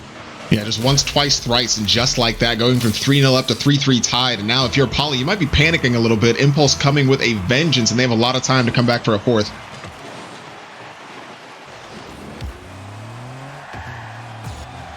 Spider trying to control past the likes of Fligged. He will be able to get it downfield, just following it all the way up to the corner. Nitro Ninja will hold his own. It's Spathis. I think I'm Spider again for a clear away, but the pressure continues for Impulse. They've had this route like the past 2 minutes or so. Fligged in, challenged by Spathis once again. He can't quite find a dribble or a clear downfield. They're really struggling outside of this midfield line. Spider's got great control. Now he's finally gets an offensive play off the backboard into Spathis. It's too high off the crossbar. And Apollo will return back to square one of the offensive. Yeah, a really great dribble there and couldn't quite get the ball around. Just so close. But it almost seems like Apollo, they don't want to lose, you know, the lead they had in this game and you know, lose the series ultimately. And they're starting to play a little bit tighter. And I wonder if that's going to end up costing them if they, you know, don't want to commit to each other. But there's the goal, right, just fourth in the issue. Spider, as soon as I said, it will not be denied and taking the lead again. 4-3, lead is retained by Apollo. It was challenged for a moment. Spider's flicks have been pretty fantastic over the course of this matchup. And with 42 seconds, that could be the goal that pushes Apollo past the edge. Gets us into a game 3 here. Impulse looking to shut that down now as Flick gets on the kickoff. Backboard play in towards Nitro Ninja. Oh, that's easy! Just like they drew it up. Just so easy there for Impulse. Yeah, Flick with a really nice touch here. A little double right into the side, and the defender's just nowhere near it. Able to get a nice shot inside. Tying it up 4-4, and man, this game is back and forth. Defensive. Back on the back foot once again. Look at this from Nitro Ninja. Couldn't quite get onto the second touch. The ball played off the post, I should say. It's Spider now with great control again, but unable to center up for a decent shot. I mean, he's trying to play all these flashy style of mechanical plays, and he's doing well enough on them, but it's just not enough. He blocks off Spathis' goal attempt right there. So 10 seconds left. Spider in. Great control. Pushed out by Nitro Ninja. Got Spathis still with a chance, but he won't be able to take it right here. Beating out one. Spathis coming forward with great control off the backboard in towards Spider. Flick keeps it on the floor, and we go to overtime for game 2. You thought for half a second Apollo was going to be able to scoot that right in there, just with the play from Spider, able to control the ball, the tip of his car right there in the final third. Couldn't quite put it away. Now we're into overtime. Apollo coming out strongly, though, and a chance early. Ooh, not quite. Not quite. Good touch there from Flag, but it's not done yet. And down off the backboard as Spider makes his way in out to the center lines. Bathis is going to hold contention, look for a ball off the backboard in towards Spider next. He will press forward, look for the goal. There it is. And sadly, Impulse were caught a bit too far back to get the goal, to get the save in. They tried their best, but it's kind of forcing an own goal here from Spider, with all due respect. 5-4 on the board. Apollo will have a 1-1 series now, pushing us to the third game. Yeah, impressive there from Apollo. Like we said, need to be able to come back into it. And Impulse taking that first one pretty handily. Apollo, not without difficulty, though, coming back into this game. Obviously 3-0 up and then letting Impulse come right back into it to finish 5-4. But those are the kind of thrillers you like. Impressive, though. No, they absolutely did. I mean, it was a hard-fought battle, and again, it's like we were talking about in Game 1 about how hard-fought this series is going to be. Impulse may have won the battle, they have not won the war, and that could also be applied to the Apollo camp right now as they take 1-for-1. A couple of licks getting in as well. And to Game 3, I mean, it really could be anyone's game. Like, it truly has just been such a back-and-forth affair, not just in terms of the series, but the games themselves, constantly only, at best, 2 goal differentials, if not, just back-and-forth goal for goal between each side. So, for Game 3, hands up in the air, it's anybody's at this point, Yeah, really could go either direction. Obviously, we've seen the incredible just mechanical skill from Apollo doing really well. Impulse, obviously, doing some of that on their own, but really working on those kind of team plays off the wall and crosses into the center to get those open nets and trying to kind of bait out Apollo a little bit. So we'll see which one reigns supreme. I think, like I said, Apollo did start looking a little tighter. They weren't playing as fluidly through the second half of that game as Impulse started climbing back into it. So I did like that they were able to dig down and kind of get their resolve to the point that they were able to get back into the game. So now all to play for here in the third game. Indeed, it is all. Apollo going to field Spider and I believe Dexter is going to be joining them here right now. Or is that not going to be the case? He's not got his second teammate in the server at the moment. Okay, yep. That's how it's going to be down. Dexter will join his man, Apollo. Having the lineup that lost that first game of this series for this one. Let's see whether or not it will lose the third game in the series overall for this team. It's Nitro Ninja making his way in off that backboard, and Fleet coming into the setup to dunk down immediately, score the first for Impulse. Yeah, the bread and butter right there. Beats one off the side and then is able just to get the ball across the center, and Spider just not quite able to get all the way up to that ball, and Flig just taps it right in. Really good start here for Impulse, but interesting that they would make the substitution here after such a successful second game. So I wonder what the logic was behind that. We'll see if it pans out. To the corner, Spider making his way in off the backboard. Nitron Ninja. The corner play again, trying to bounce off the sideboard, contested by Dexter as Fleet moves in. Challenge again from Spider. Tries to hold contention here at the midfield line. Dexter will move forward. Spider's going to try and find his link up with his man here. Great control, but Fligged will contest it. Nitro Ninja, again with a great receiver. It will be denied on the back line, pushed into the box, but also pushed out of field. So Fligged, 94 points of a boost. Here they come into the midfield line. Dexter and Spider are going to try and find their way back out. Good challenge from Fligged. Spider continues control. Bump plays, but not able to get the goal in. Last chance from Dexter goes close. No cigar. Last chance opportunity. He can't connect a shot. And that was a perfect point-blank goal to take. Yeah, Dex is going to want that one back. It played it really well and was monitoring the ball, read it nicely, and thought it could get quiet in there, but wasn't able to get enough power on the ball to push it past the defender. So disappointing there. They weren't able to equalize. There's still a lot of opportunities coming, though. Now they're on the defensive foot, and Blig has other ideas about this scoreline. Well, Nitro off the backboard. Try playing towards that corner. 25 points of a boost. Spider's going to challenge it. Fligged will try and contest. Big touch on towards one. Dexter going to get challenged for the second into the midfield line. Nitro Ninja setting up Fligged for a chance, but he's just going to have to fall back and try and control this out from the midfield. Again, bounce out towards that box, but no one there to continue the offensive. Impulse unable to find a shot. They do find one off the backboard here. Spider contests with his teammate. They do find their way to the midfield. Yeah, I don't know if Spider knew that Nitro Ninja was coming around for that ball and tried to play it a little bit slower, but neither here nor there. If they're able to get the ball back into kind of an attacking setup, Dexty here beats one. Nitro Ninja now trying to send it back across for Spider, who does the 1-2 with him. Still no one there in the center to put it away, but no one in the goal to defend anyway. Spider tying it up here 1-1. Yeah, all evened out. Apollo a bit more of a longer stance this time and losing that first goal as well by comparison to the last couple of games where they took the openers. Yeah, again, not the flashy goals we've seen from Apollo, but it works nonetheless. And 2 minutes and 45 seconds to the clock. It's the ball into the box. Fligs controls past them both, and that's an immediate return for Impulse. Oh, Fligs, pick your spot. Just lines up the ball and beats two right over the top. You see him just kind of wait his speed a little bit, burst through, and just chip that ball right over the two defenders and immediately retaking the lead. Really strong there.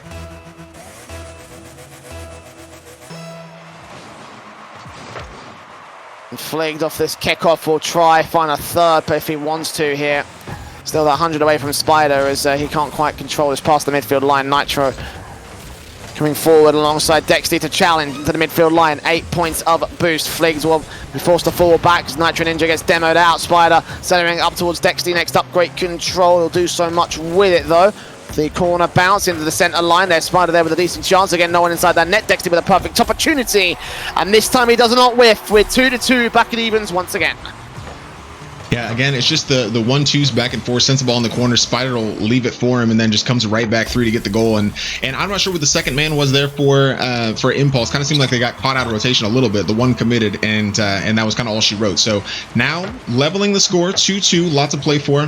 Flig looking for an opportunity on a quick kickoff goal again, though. Dexty and Spider here off the sideboard. Not a lot of boost, but Spider combines in. Second touch again. Dexty with great control. He's got to try to get it past with no resources, so it's pushed out. The Spider contests, controls again, tries to set it up. Dexty's going to go back and hunt for boost, but he's going to get it past as well.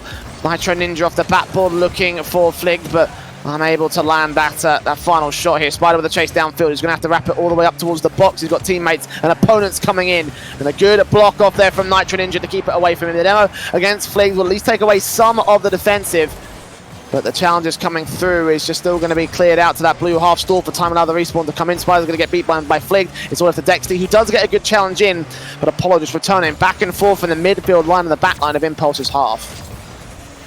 Yeah, now we've got the level scoreline going back and forth. The midfield such a dodgy spot right now, and no one really able to capitalize on any of these chances. And there's been a couple both directions, but now as Apollo looks to bring it back out, Flig already back to defend. Nitro Ninja tries to stop the ball in the midfield, misses entirely as Dexy's now able to take it a little bit further. May just leave it for his teammate here in the center, misses one, and the follow-up goes in for the 50-50. Can't quite get it, goes into the corner, and it's still pressure here for Apollo as Impulse just tries to lock up shop to some extent.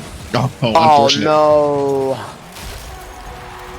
So much pressure, so much presence put into that one challenge. You can see Dexty pushed forward out of here. Spider left it, lost control to Flig, and Flig just booming it right on target. Yeah, and that's always the danger when you force the goal. 49 seconds away from the victory here against Apollo. The control challenge, Flig challenging on towards Dexty, Nitro Ninja. The corner, 100 points of boost. Dexty will contest and Fligs will try find his way out, but so long as they can park the bus for all intents and purposes, they will be in a fantastic position. Ball up here outside of the box. Dexty looking for a dunk down. Chance is just pushed out by Flig directly on the line. You saw the ball light up, ready to explode, but not to be. 23 seconds. Spider also contests with all of the boost that he has. Flig is going to challenge him and just try stall for time play. Then he's down into the midfield. Dexty with a big miss. Could not find the clear downfield. And Spider now beating out one. Going to try dribbling in against Flig. Next up, good challenge on the backboard. Here comes Dexty. Bumps in right on target. A good save from Nitro Ninja. Spider's got to keep it alive. No boost left to him. He's got to find his teammate. He's got to do something here for Dexty, but no. Impulse. Challenge with a touch. The ball hits the floor, and they will be 2-1 up in the series. Yeah, really impressive. I think Impulse earned that win there towards the end. Obviously, the defensive effort. Apollo with so many chances there in the last just 20 seconds and able to hold on for the win. So congratulations to Impulse. Really solid play from them, coming back around, losing the first game. Or rather, winning the first game, losing the second, was able to get their mental resolve to come back around and win that third. So impressive performance from them. Indeed it was. Semi-finals are set. Nice. Yeah, our semi-finals I've been set, as you mentioned. The YRN squad are taking on Impulse, we just saw as the last couple of games in the in the tournament, and Mercenary are taking on the Original Empire. So yeah, Reverb lost to the Original Empire in the end. Unfortunate for the Reverb guys, but regardless, the semi-finals set, and yeah, which one are we going to see first? Do we have any idea? Mercenary versus the Original Empire. Ooh. Okay, all right. Then we'll go to a short break, I guess, and then we'll be able to bring that one up on screen for you. So don't go anywhere. We have three more matches actually for you here on the Rocket League 2v2. Welcome back to the CGL. Welcome back to our Rocket League 2 versus 2. Mercenary are taking on the Original Empire as part of our first semi-final for today. Now, both of these teams came from the, I guess I don't want to call it the lower bracket because that's not technically accurate, but like the lower portion, the lower branch of the bracket. You know, both teams beating out High Peak and Reverb lost, and coming from those quarterfinals. Mercenary also happens to beat the Predators team that also we were supposed to see earlier on during the day, but you know, we managed to eliminate them in that after that play-in matchup. So yeah, both these two squads with an opportunity to make their way into those grand finals. Wow. That's definitely not how you say that, but yes, the grand finals here for Mercenary or Original Empire here in our brackets.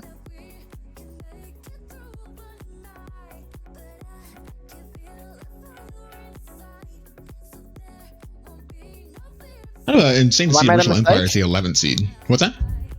Have I made a mistake somehow? I don't believe so. If possible, could we put the lobby settings to EU? If that's switchable. We'd have to create the lobby again.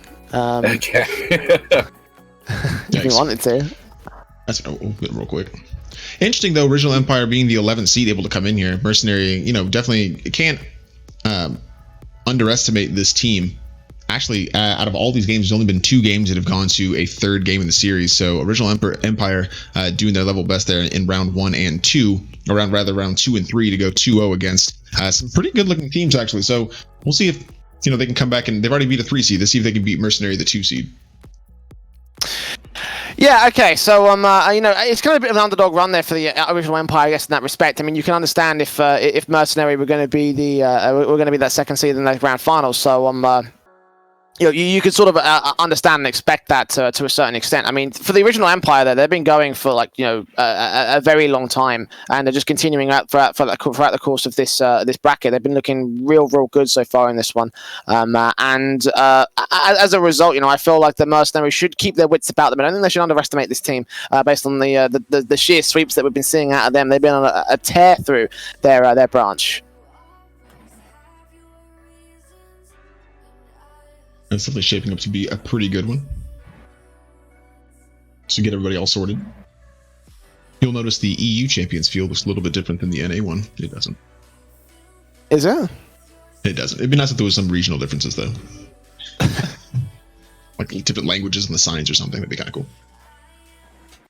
I mean, but like that would just like be so messy, because then you have to have a different champions field for every different language spoken in Europe. You know, you'd have to have, like, you know, there'd be an English one obviously for us, but then you'd also have a French one and a German one, and then you know, an Italian one, and you know, I guess possibly like Ukraine sort of part of the EU, so they're Europe. Sure. They're Ukrainian, Russian, all these things, and you know, like I don't know how well that would work, to be honest. I think that we'd have some trouble, and even then, like, you know, what could you realistically sort of make in a different language? Like, you could potentially make the what was it? Make the banners. I don't know what they're called. The flags for for each of the champions in different languages. But I don't know if that would even be very plausible or very necessary, I think. Yeah, that's true. That does seem like kind of a lot. As it turns out, we know we're talking about this. I didn't realize there were RLCS banners at the top of Champions Field to begin with. So the things you may or may not even notice, I feel like I wouldn't have noticed the different languages things anyway. I don't know. I just don't see it being necessary at the end of the day. Yeah, definitely not. Like, it's all good. It's the same field at the end of the day. Again, it's what we're talking about in the pregame. You know, it's just like none of the actual like maps are particularly different. They just have like different styles around them, and this is just sort of like what is considered to be the ultimate of them all by terms of prestige. You know, I'm not sure how true that actually is, but you know, it is same old at the end of the day. Yeah. Yeah, it's like the pinnacle though. It's you know, I guess. I don't know. It looks like, oh, I think we got all teams in and some subs as well. I do like to see teams with subs. Again, interesting that Apollo decided to opt out of having, you know, the Saddest, I believe, in their third game. You know, they'd done so well with him in there. So interesting that they decided to flex over. But, you know, neither here nor there. Now we are in the semifinals. We're going to be able to show both semifinals and the finals. This is still a best of 3 all the way through. So should be getting started here very quickly. Just waiting on these teams to go ahead and join. That's all we're waiting on. They're all in the lobby. So whatever they want to pick the teams. Maybe they're waiting for an okay from us.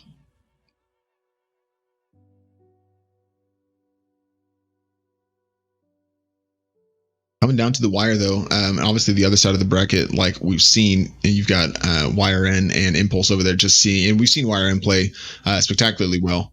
Did well against Devil Commits, who, you know, did pretty well on their own against Vendetta, and then seeing Impulse go through and come back, get the comeback win kind of against Apollo. Strong performance there. And actually Impulse doing it the hard way both ways. They're the only team that has both those games that have gone 3 games in the series are both Impulse games. So, you know, maybe they can push YRN here to a third.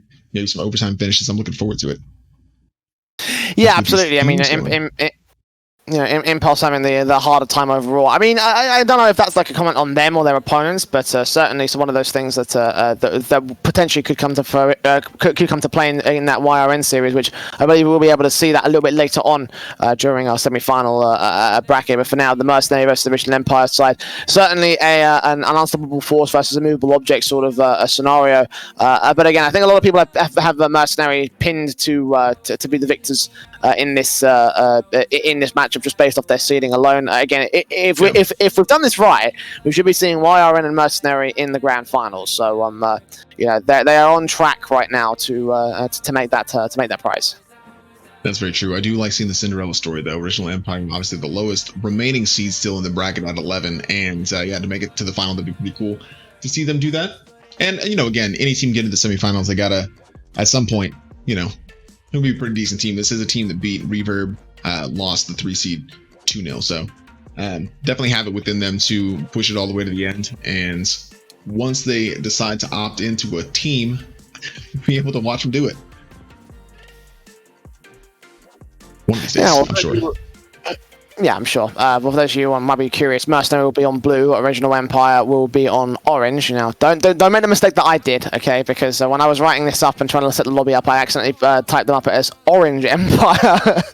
So I mean, I'm imagining that there's probably going to be you know, at some point during this matchup where we'll just say that you know, times, I'm sure. Random. I'm sure it will be, you know, dyslexia and everything. So you know, we'll see how the Original Empire will contend themselves at this stage. So.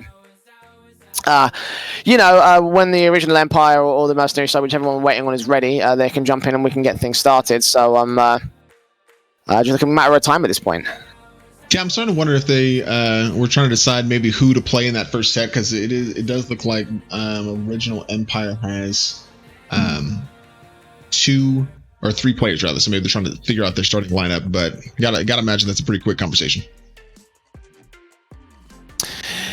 Yeah, and you know, obviously, like, you know, when talking about like starting lineups potentially in the in those first games, like it could be a very it could be a very different a very different sort of way to get things going. You know, like, you know, if you can have that momentum swing in that first game and you'd want to swap out to another teammate in the later one, then you know that first sort of lineup will be very, very important. But we'll see who are going to be the lineups here for these two squads. Mercenary in blue with ALW and Vormality. Original Empire with JMB King and Walvin Waffles. I have to say, that probably has to be the best name ever. We've also got Master Spatch, who should be on the Original Empire side. Ooh, wow. Who did the first goal. Good control from ALW, getting the opener for his team.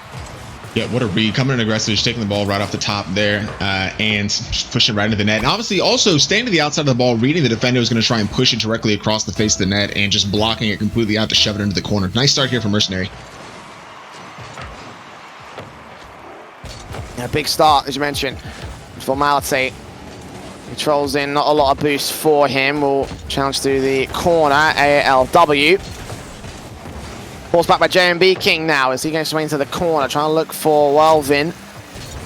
ALW should be able to beat him. Another good challenge again. The challenges from this guy here at the point blank positions are having a hell of a time. Mercenary showing up against the original Empire. The backboard play coming in. ALW looking for his dump down chance, but Welvin will push it out alongside JMB, who will try to look for control, but neither player wants to gain that control, so ALW will beat out both, going straight in for the box play, but unable to line up a point-blank shot. Vermality will keep it going off the backboard. Second touch again is going to be a fantastic challenge against the defender. The original Empire will find their clear. Yeah, honestly, a little tough there. Kind of got away with one original Empire, as both players didn't really want to commit and didn't want to step on each other's toes. Ultimately did neither and had to defend a little bit longer, but now as Mercenary brings the ball back into the corner, we'll see if there's a chance for original Empire to come back in and respond a little bit. Fast shot in, right inside and out. Oh, how close was that? I mean, Welvin almost bumped JMB. Well, basically, he did bump JMB out of the position for a defensive, so they got really lucky that bounced off the post. That should have been a 2-0 right there.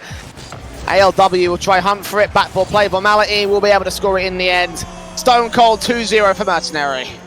Yeah, missed opportunity just seconds ago, and they doubled down to get it back. You're exactly right. Should have been 2-0, and now is. Really strong push there around the corner. Vermality able to put it into the open net. Too easy there for Mercenary. And a big start, of course, for this blue side of the court. Original Empire showing some very, very key mistakes that are costing them.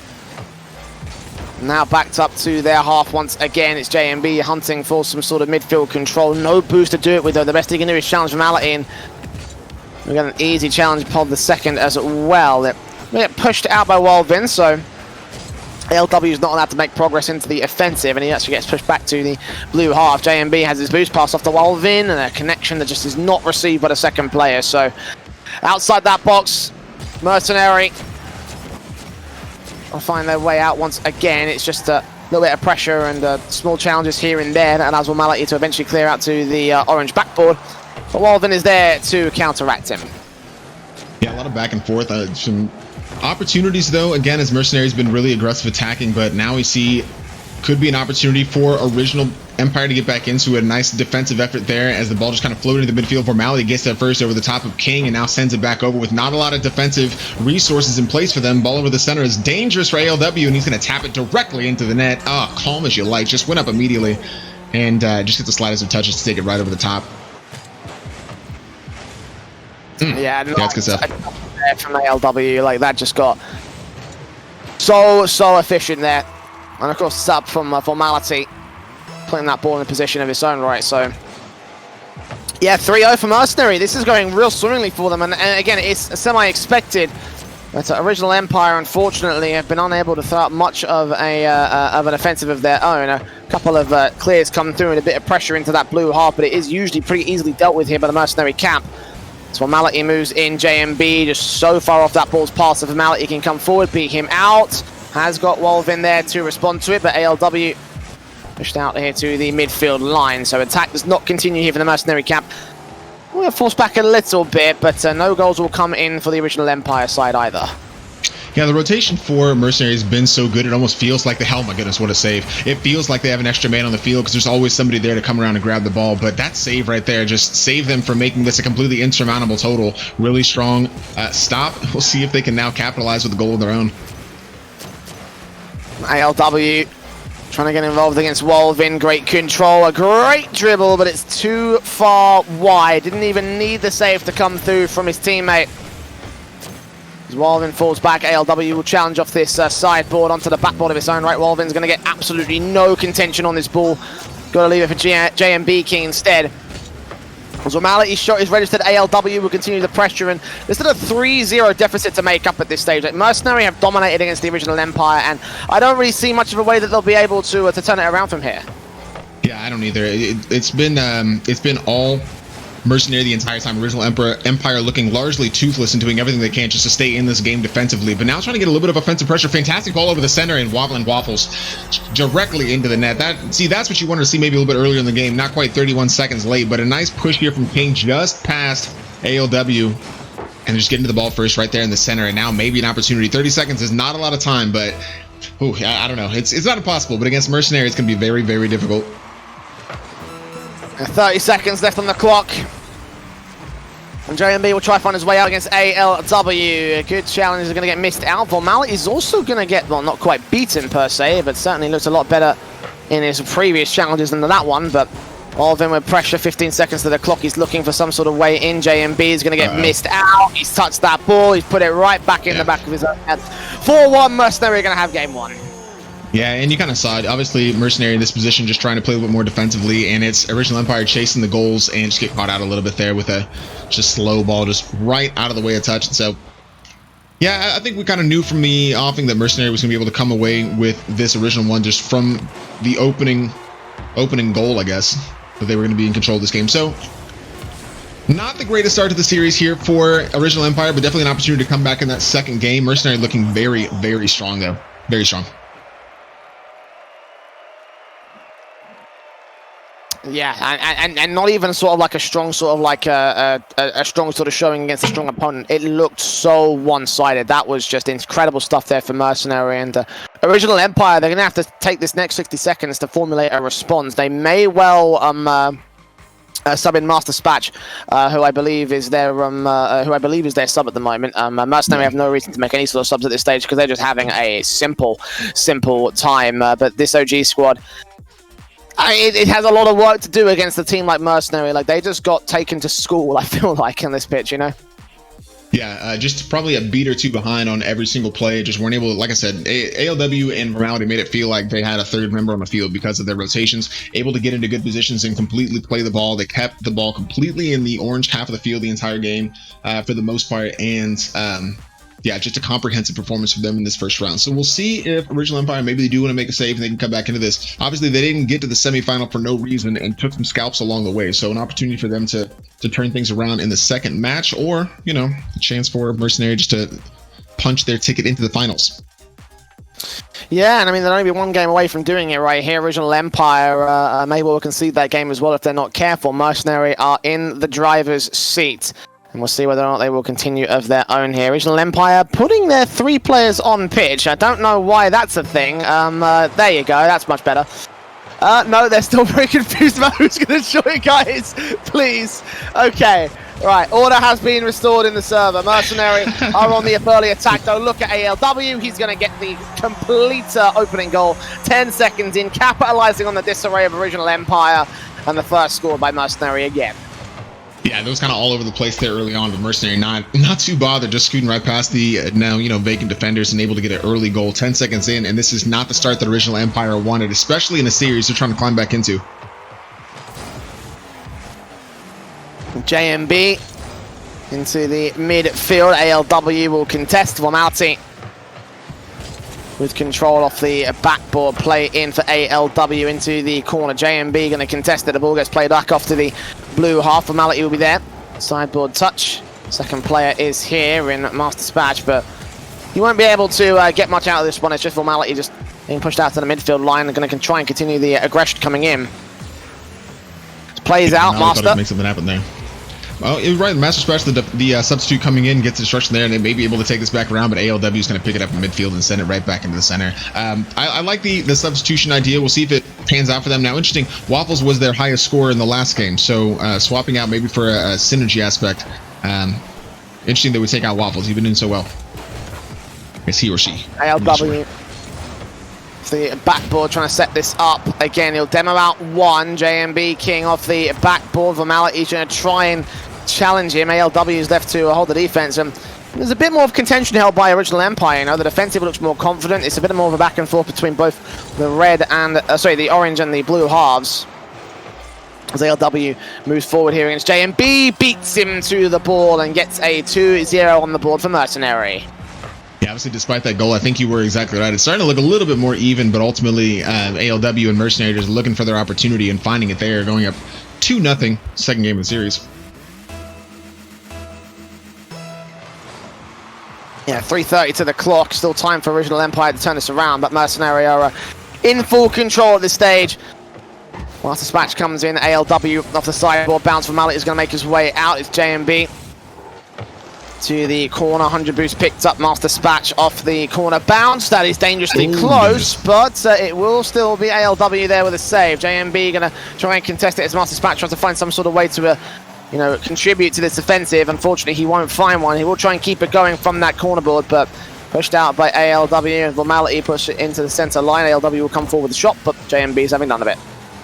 Yeah, the communication kind of broke down there a little bit in their last attacking effort. Master Spatch was actually coming around with a more direct approach to goal and kind of got it taken off of him a little bit. So, yeah, the communication, if it's a little bit tighter for Original Empire, they might have a chance to bring another goal back. Again, 2-0 is that's not an insurmountable total by any stretch of the imagination, and a chance for them to come back through. Dangerous ball over the center. Formality going to try and take it out and successfully gets it back into the orange half. Master Spatch is going to block it up in midfield, send it back the other way. Lack of boost for Master Spatch. JMB King tries to find it clear directly into the hands of Formality, though. The reads from Mercenary are looking real good. Again, inside that box, bump plays coming in between Spatch and JMB. Pass out towards Formality. Good effort, but too far out position and right to the left-hand side of the net. ALW puts it back into the box. Here comes Formality with a quick strike back, and they were expecting to find a confident clear. That's not what happened. Mercenary will go 3-0 up. Yeah, JMB didn't get quite all of that ball, and not quite the contact he wanted. Just made it a really easy pass and play there. Formality just puts it into the open net, and now 3-0. Starting to look like the light's fading a little bit for Original Empire's final chances. Well, 2 minutes to relight that fire. And 3 goals to make up in that time period, so a lot of effort to be done. ALW going to try and extend it to 4. Formality coming in, beats them both far, directly underneath them. That is just, I think that's probably just a statement for how well this series has gone for Mercenary, to be honest. Yeah, I think you kind of took the words out of my mouth. That kind of underlines the way this has been going, and just a lot of effort, but the execution not quite there for Original Empire and Mercenary. Really kind of showing the skill gap a little bit.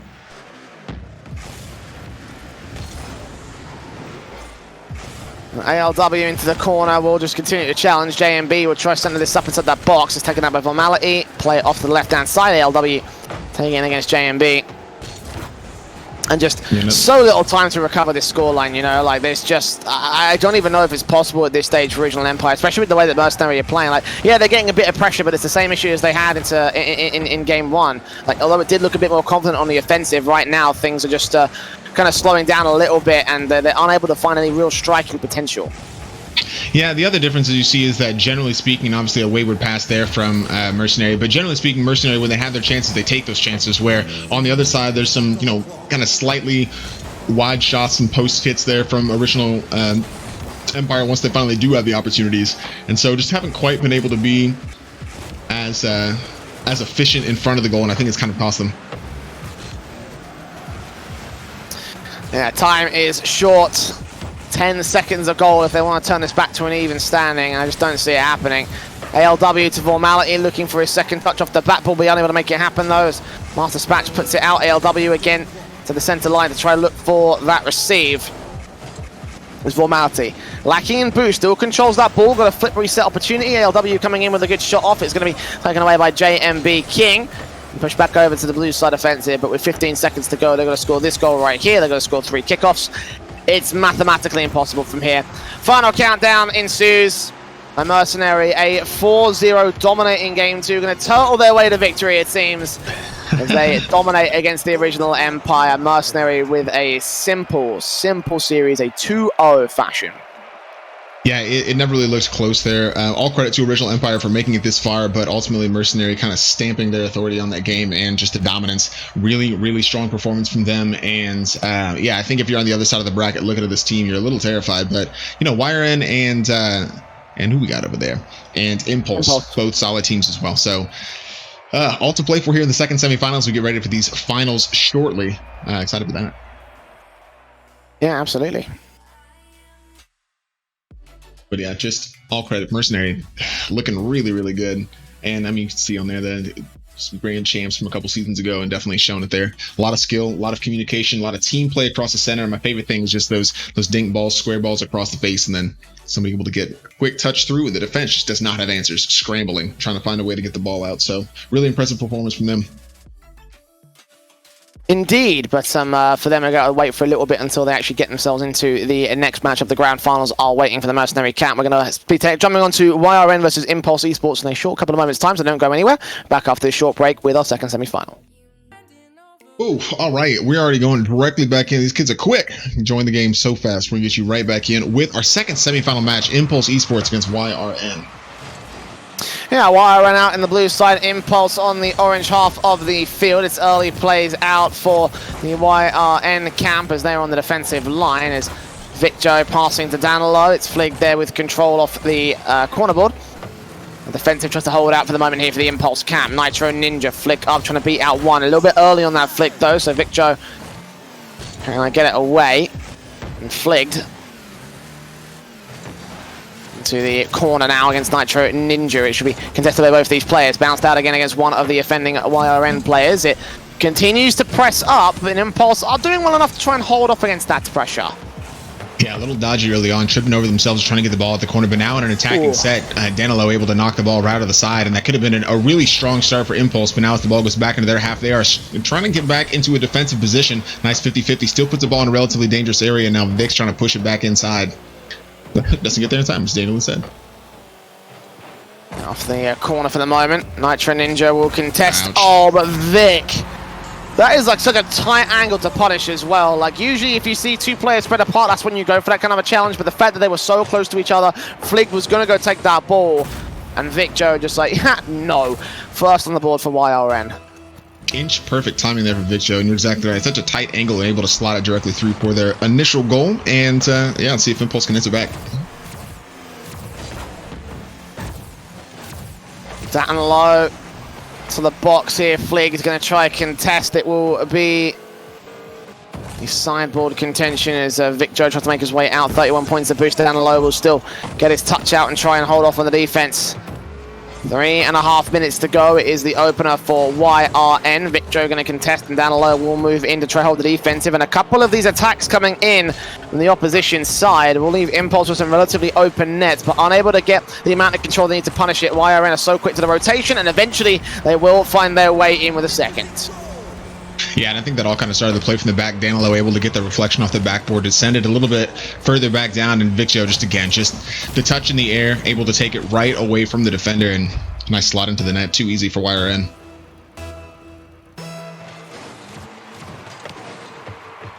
Yeah, 2-0 start, of course, for YRN. It continues to get better. Look at this play from Vicjo off the backboard. Danilo's a bit too far back. He'll still bump out Nitro Ninja to ensure that they can't get a quick clear out from Impulse. They'll be stalled for time, and that allows Danilo a better position for this challenge, and then take it.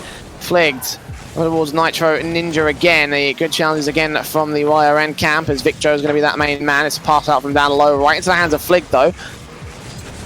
Off to the corner as well be played out here, but still YRN, they know how to establish themselves. They'll keep their contention. Vicjo off the backboard. Here comes Danilo here with a nice redirect touch. It's going to go. Oh, Flig almost put it in the back of his own net, but just about evades the own goal. Yeah, it's going to be a really, really tight angle to try and get that through there for Danilo. Still try to Vic now back, giving pressure. And yeah, it's still YRN definitely on the front foot, and Nitro Ninja and the rest of Impulse trying to just weather the storm, for so to speak.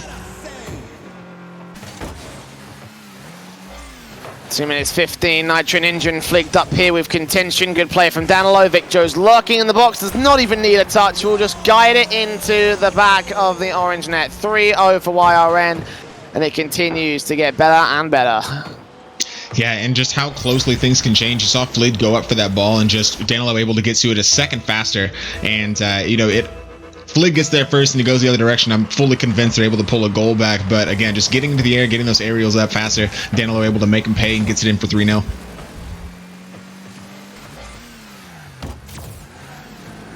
Nitro Ninja, 35 seconds to the clock. Good challenge. Flig tries to keep it going, but puts it off to the side. That's punishable for YRN. They will just about be beaten, but Vicjo's still in for a great dribble against Flig, and he lands it. So impressive from the number 1 seed, and it's a 4-0 start in game number 1. Yeah, and you kind of said it. They just capitalizing on every single mistake and just punishing them for it relentlessly. Now we're at, just a minute 45 left, already up 4 goals, and YRN just strolling right now.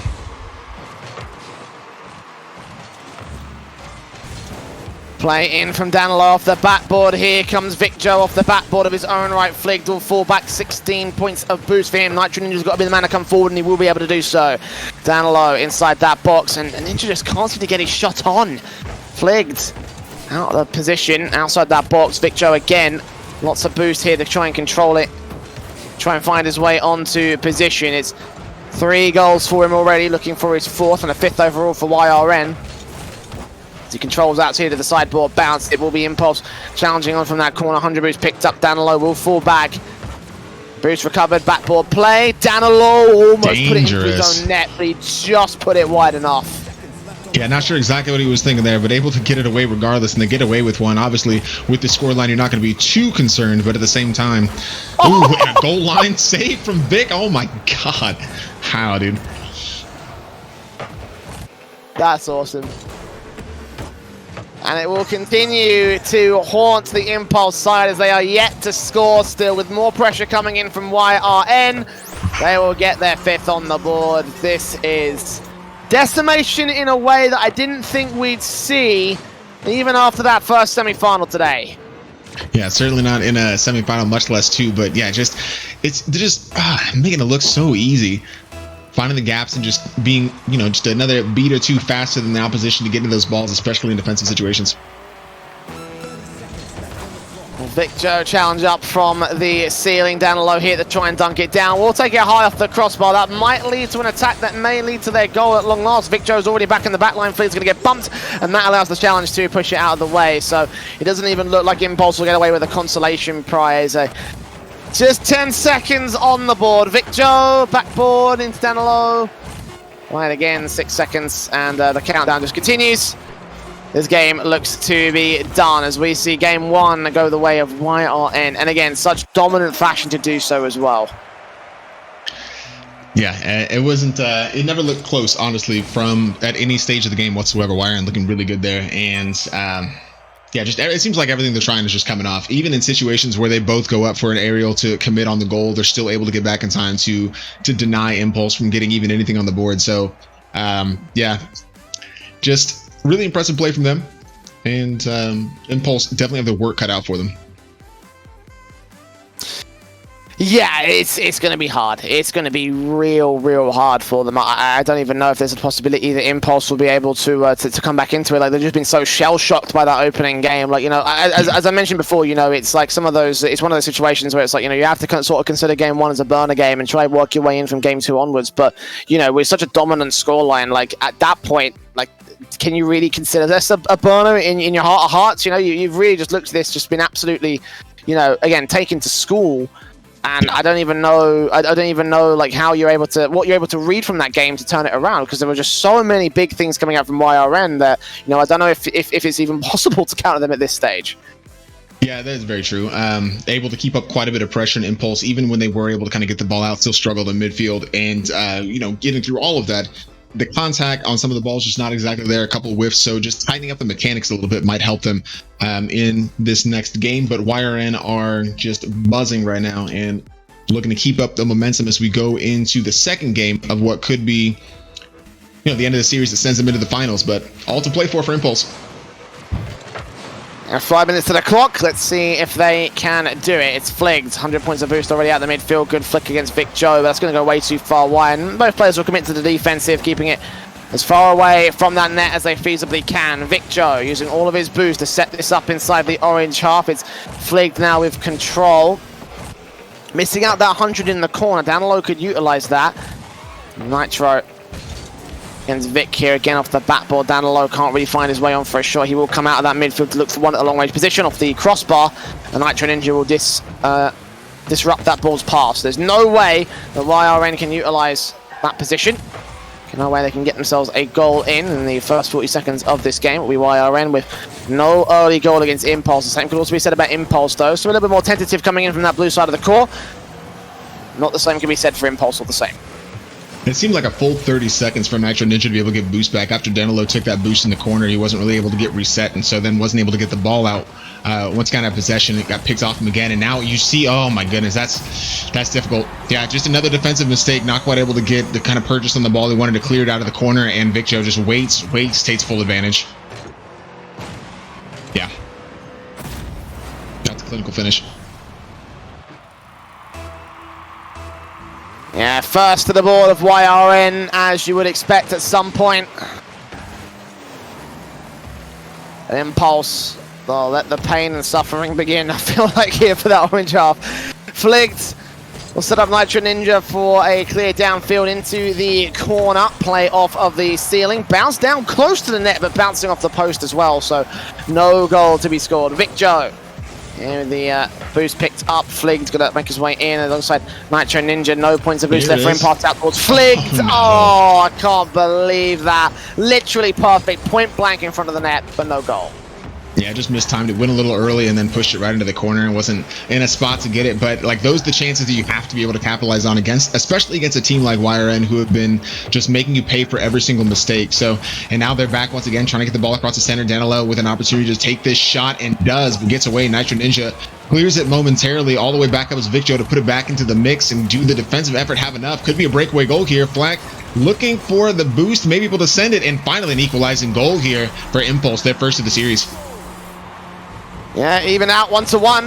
Fligged and Vic Joe challenging each other, but Vic Joe a bit too far forward. And again, that double commitment coming in from the two players on the offensive side of YRM.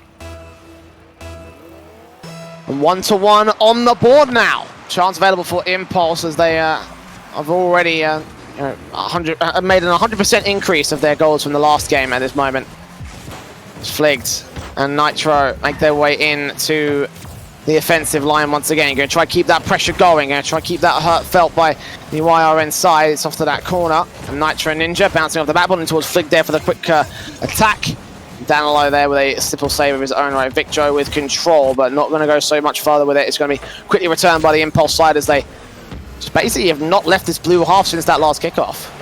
Yeah, Impulse now with their tails up. Definitely looking to try and double their point total right here, but the last thing you want to see is them get a little over enthusiastic and forget to cover the back, as Vicjo reminds them here, getting a ball in quickly. Flig looking for the touch, can't quite find it in midfield, and Danilo is going to be able to take this into a relatively open net before Nitro is able to come back around and make that save, his third of the game. And now a chance for Impulse to continue attacking. They've been doing really well, like you said, since that kickoff, but now a ball the other direction could be another goal here for YRN. Quickly out of the way though, impressive. Back coming in with a rotation. That ball was very, very slow, so no second goal there for YRN, no matter how much they wanted it. And again, they're pushed back into that blue half, into that blue box down low. Challenging on Nitro and Ninja, getting his 100 boost as well. Going to try to beat out Flea. Going to be successful with that much, but no second player to follow it up. Victor is going to be suppressed back. Danilo still comes in, plays it off the backboard. Nitro Ninja here now going for his own aerial dribble. Will pass out towards Fligged, and Fligged will only go so close for this one. From that corner is where he'll play it out. They can't seem to line up a good centre ball here for the Impulse side. Continuing to work out that left-hand side is only going to get you so far. Backboard play down low with a dunk down, and it goes directly on target. That's a 2-1 scoreline for Jörn.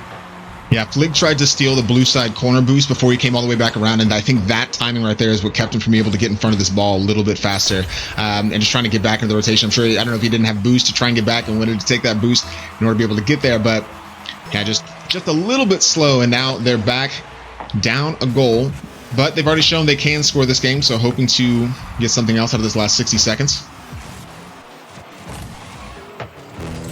Missed the touch, gets the bump though, flicked over the top. Oh, what a save from Vic. He bumped out Danilo for a moment though, so he opened up that back line a little bit too far.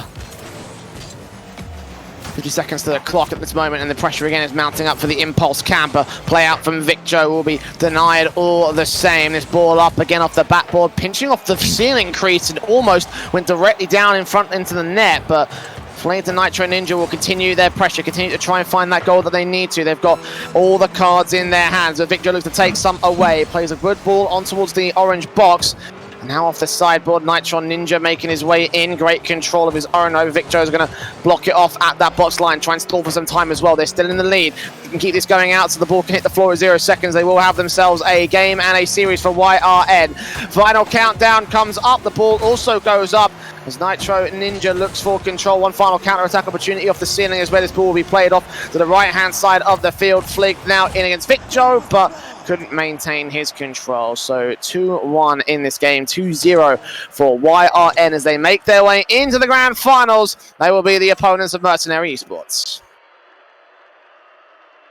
Yeah, honestly, really solid performance again. Not the most comprehensive or decisive one that we saw from the first game, but YRN still in their own way, getting it done, getting the first goal early and defending well. Tried to get the second, couldn't quite find it for a while as Impulse got back into the game.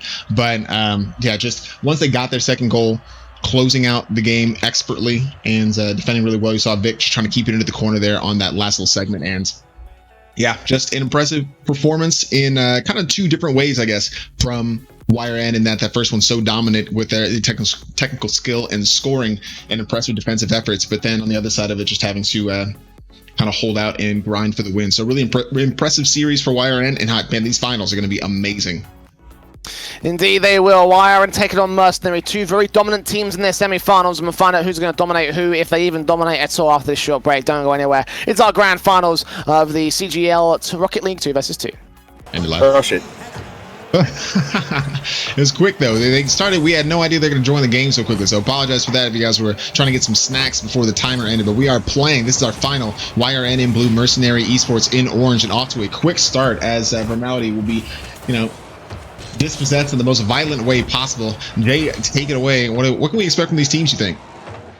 Well, I'm hoping some of the best Rocket League we've seen all day today so far. Again, both teams had dominating matches over in their semi-finals, and here in our final best of three, they could be on for a very sort of, I don't know what the term is for it, but that's sort of like, one extremely good team versus another extremely good team. I don't know what the term for it is in sports, but either way.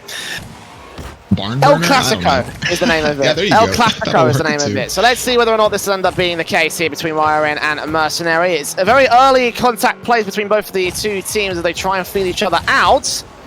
But no goals to be scored in the early minute from here. It is aggression coming out to that blue half. Definitely one thing I'm excited about, as the first goal just drips right over the top. Oh, ALW getting it off to the races early, and a really good touch there, just capitalizing again on a ball, just drifting there in the final third. Really good shot, and Vic just not quite able to get over and block it out of the net. But I'm excited for these two teams because in each of their games we've seen impressive car control and just the ball control in general, the dribbling ability, the air dribbling, the aerials. I'm excited to see some of the goals we very well may see, and the defensive efforts as well in this series. Coming right back though, YRN looking to even up the series, blocks away as Vermality will take it back out from the corner and see if he can make something happen here for Mercenary. ALW off the backboard here, trying to make something happen for YRN. Vic Joe's a bit too high for that one as down low turns it away. Vic Joe with a big miss. Formality will make his way in off to the midfield line. Plenty of boost for him. Beats out one, trying to living in front of the double play against the second, but no, the challenge pushes it wide, and that's a great defensive held out by Danilo. Vic Joe can't find his clear off that corner play. The ball into the box. Formality gets it past everybody, and that's 2-0 for Mercenary. Yeah, again, just awareness to see that ball coming around. A little contention there, but ALW able to get the second touch. Danilo can't quite get everything he needs on that ball to take it all the way around the corner, and Formality there to clean up the pieces. A nice 2-0 start here for Mercenary. Just a minute, or 2 minutes off the clock, rather.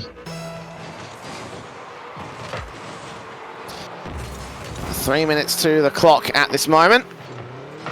There's still a 2-0 start for the Mercenary camp. Danilo and ALW off the backboard. Vic Joe clear downfield is going to be a bit too far wide of the net, so no defensive required. Mercenary will keep their own. Formality, good challenge. Vic Joe blocking this ball off. Here comes ALW straight on target. Taken away by Vic Joe there on a close defensive. Formality also moving in off the backboard, playing in for ALW. Good shot off the ceiling. That's 3-0 for Mercenary. And again, just will not be denied. It looked really good on that first one and just barely blocks out at the last possible second after winning the 50-50 in midfield. This time, nothing doing. Just ball over the top and into the corner from ALW. Just really solid performance there. Yeah, 2.5 minutes left on the clock. A Mercenary in a dominant position here at the half-time marker. This ball played out to the corner. Danilo, a big miss. Formality off the backboard. Danilo trying to hold his own. He misses. ALW, good shot, but it goes right into the path of the defensive line. And Formality comes forward with the final shot there. 4 to the board of Mercenary. And well, talk about dominating games in the semi-finals. These grand finals are looking fantastic for Mercenary. Yeah, Danilo doing everything he can to try and get the touch on that to take it wide, but just not enough power on it to get it away from the goal mouth, and there to capitalize once again was Mercenary, already off to 4-goal lead here with 2 minutes left. Oh, looking to pile on though, and a response back. There you go. First funny found by YRN as they do press up with the pressure down low from the corner. Coming out of that box for the opener here for that blue side of the court. A bit of a, again, very slow sort of defensive rotation coming in from Mercenary. But it's only one goal versus the three they still have to make up here. And ALW will look to try and reinstate the lead here alongside Formality, baiting out Vic Joe. Challenge on towards one, sideboard again. Down low to the midfield line. ALW will also press forward here. Can he find the goal he needs? Close to the zero angle, but not going past that line, instead bouncing off the post and returned out by YRN as they continue to try and look for the attacks they need. The defensive from Mercenary can park the bus though here. There's 3 goals to find for the YRN side, and they're running out of time to do so. Expertly saved there by ALW to try and bring it back out the other direction, but you know, Victor coming right back through won't be denied, and it's going to be a 2-4 now. Not bad at all. I think that was a really good effort there from Victor, coming back around, gets the ball from Danilo, who's able to win the 50-50 and send it back into the center, then just up faster than ALW, gets it right over the top, and a nice goal through here for YRN. So not over yet. Definitely a lot of time to work with. And 2 goals to make up. Not impossible. Not likely, but not impossible. ALW into the center line will pinch that ball out into the corner. 100 boost can't get picked up. The midfield has already been taken away by one of the YRN players. Formality will try and challenge Vic Joe. In comes ALW there with a good shot. It's taken away by Danilo. 100 boost can be received. Trying to find his way out into the orange offensive. It will be ALW there with contention from the corner. Danilo pushing out. Formality back on. Good block off from Vic Joe there. Only a minute left to go. And right now things are looking fantastic. Still that 2-goal lead for Mercenary. YRN are going to need to find something relatively quickly if they still want a chance. Yeah, this next goal's got to come here probably in the next 15 seconds or so. They're going to have a decent chance. Formality trying to come back through. Victor will deny him and sends the ball back over the top. ALW the only one back though for Mercenary, able to clear it out regardless. Danilo going up for that. The 50-50 drops directly into the center as Vic pushes it back around to the orange half. But now a ball in no man's land. ALW will capitalize. Danilo able to clear it at the last possible second. And what a save there to keep them in this game, relatively speaking. Still need to score that goal though. The counter-attack is in full effect. 20 seconds to the clock. Down low, teed off against ALW. Can't find the defensive line. Down low though, not strong enough on the shot. Ball pushed back out the midfield. Down low's got to take that back to keep the momentum going and take it away from any Mercenary shots and probable goals. And as the timer looks to hit 0, we will confirm our result for game number 1. Mercenary will look to go up 4-2 above them here, and a very good effort from YRN, but Mercenary just looking that a little bit better. Yeah, just kind of edged it out. Obviously, we saw YRN coming back through a little bit and starting to show some flashes of positivity, but ultimately Mercenary comfortably winning there and looking to wrap up this second game and take the series. Definitely not without the realm of YRN's ability to come back in and definitely make this a series. We saw how impressive they played previously, but yeah, it is an uphill battle for them to come back into this against a very strong Mercenary side. Yeah, they've been looking so impressive and credit to Mercenary because it's just been, obviously the semi-finals have looked obviously dominant from them and YRN had dominance of their own right, so it really was a question of who's going to be the more dominant team. And well, I mean, you talk about highlighting skill gaps. I mean, I don't even know if this scoreline really represents it appropriately. I still think YRN have a little more something to go there. Those last couple of goals, they were to the favor of that blue side of the court, so I'm thinking that maybe momentum swing might go to their favor in the early part of game 2. I surely hope that's the case because, again, we saw really impressive, aerials and goals from YRN. And they've got the ability and the players to really, even if it's not a team effort, an individual effort, just to make some goals happen. So maybe just digging deep and finding that skill because it's, we've seen it before. We know they can do it, but Mercenary just keeps gumming them up in the midfield and then just making it difficult in front of net for them to really kind of get out of their own third. So, yeah, YRN have their work cut out for them, but not impossible. Impossible will have to become likely here for the Mercenary side, and YRN of course looking to contest that here with their 0-1 series at this stage. Early control out into the orange half, down low looking for that first shot against the ALW. It's Formality here off the back ball, will try to look for his teammate, and down low we'll have Vic Joe on to the position. Formality coming forward again against this man here, the defensive from down low holds as ALW backboard into Formality's position. He's going to be a bit too further back of the midfield. The demo will still come through from ALW, so the Mercenary doing a great job again in the early game of holding the pressure. No goals just yet, and that ball going in off the backboard may find a chance for ALW. No, pushed out position by Vicjo. Yeah, really nice pressure there and patience from ALW to try and get that ball through. But just you know, hit it a little bit wide and not quite able to capitalize. Now Danilo with a really good read there off the corner, trying to take it back out. A little bit of a miss by ALW, but he recovers and sends it over to his teammate Formality, who put a nice lofted ball over the top, looking to get the shot through. It's a little wide, and has to send it back around for his teammate, but contested there. Not quite out of the woods just yet, though. Looking for another one. Still can't get the touch quite in, and Vicjo and co might be able to get this further back out. Trying this. Formality to the box. Two players committing to it. Vicjo does find his way out, so ALW unable to hunt down the opportunity he needs. He'll still have his ball inside the corner. Vicjo backing up. No boost left for him. Formality right on. ALW over to the other side of the net, of the corner in this blue half.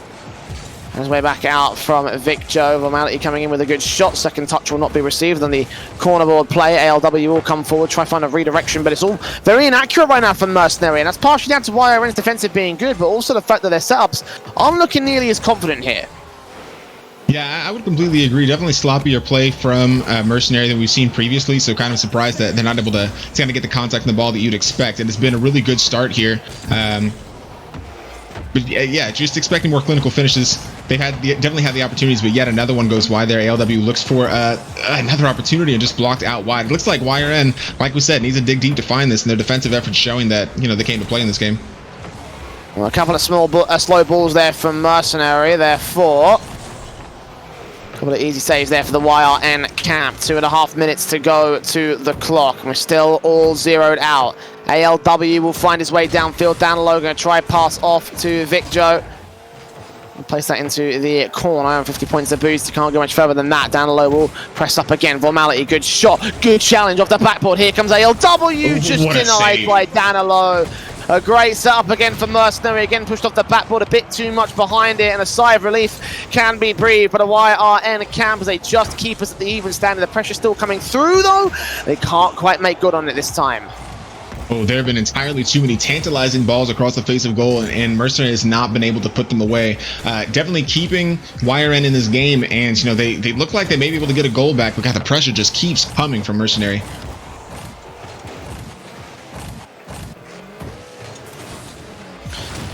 Demo in for ALW, takes out Vicjo to start, swallows up as well onto Danilo.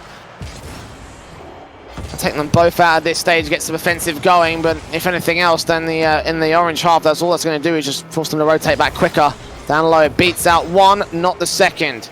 Formality comes in with 100 points of boost, dribble up. Vicjo's going to try to challenge him. Formality misses. Oh, what a save! Vicjo, the hero for YRN, and ALW will try to find his way in. Formality here with a chance, but it's not going to happen. What a play that was. Yeah, absolute game-saving save right there. Huge. And now still an opportunity with just 60 seconds left. But oh my God, how did he get to that ball? Time is of the essence. Both teams still yet to score. Bounce out from Danilo. Formality comes in, and Vicjo once again gets the save. As ALW looks for a chance. Will challenge. Will contest, put it down to the center line. Vicjo got 100 points of boost picked up in the corner, uses most of it to get up on the ceiling, and now has none left back for the rotation. Formality now here to challenge him. 100 does get picked up to that corner once again. Bump plays come through. ALW beats out on the challenge, and that may be the last second goal that turns the win in for Mercenary. Oh, and you just saw him like an alligator in the reeds, just waiting for an opportunity, and touches that ball right over the top. And yeah, it was gonna have to be something special, and snuck the ball in where nobody could touch it. Really impressive there from the ALW. Mercenary now just 30 seconds to hold on to this lead.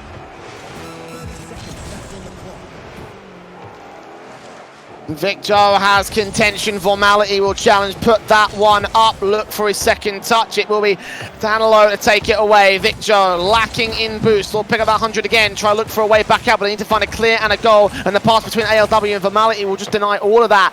Final countdown, here we go.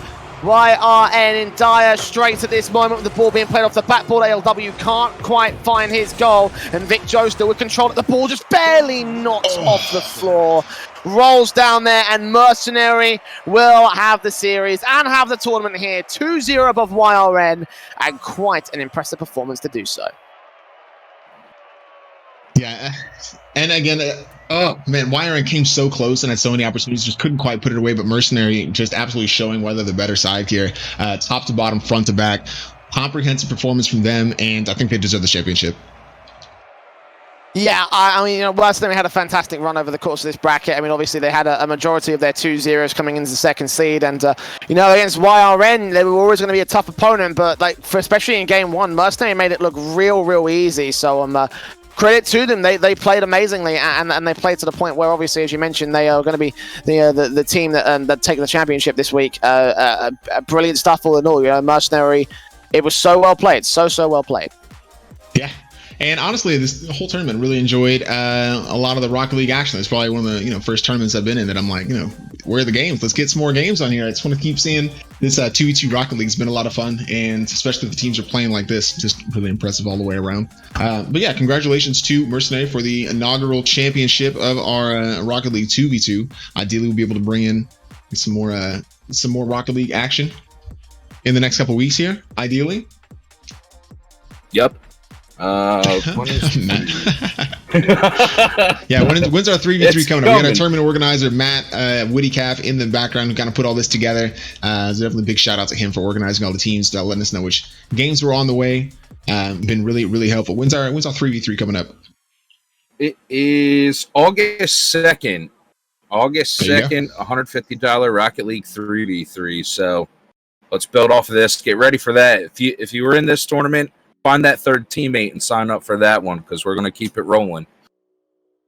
Yeah, definitely. And if you're not already aware, you can follow us on Twitter at Console Gaming League, and League is LG, Console Gaming LG, and get you all the information you need about those. We announce tournaments across a ton of different titles and platforms, Apex and Warzone. We're finishing up Overwatch finals recently. You can catch those VODs down below on CGL1.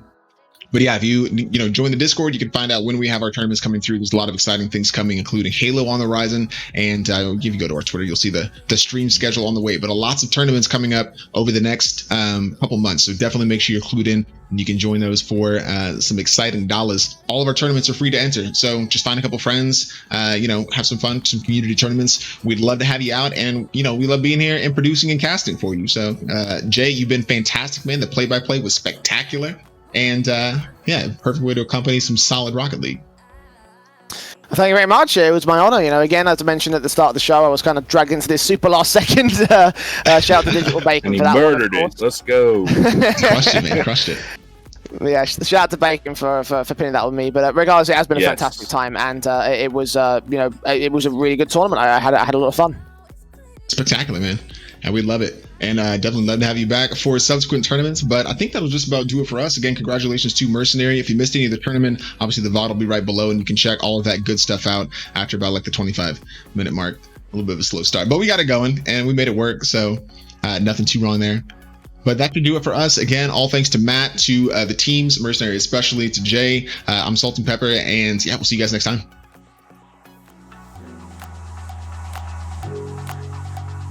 Rich!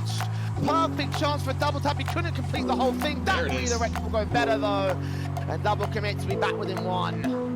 We'll get his challenges in, allow Vic balls coming in this series. And it will be defended against by passiveness from this Apollo cap. Spider moving in, 29 points of boost. What is that shot?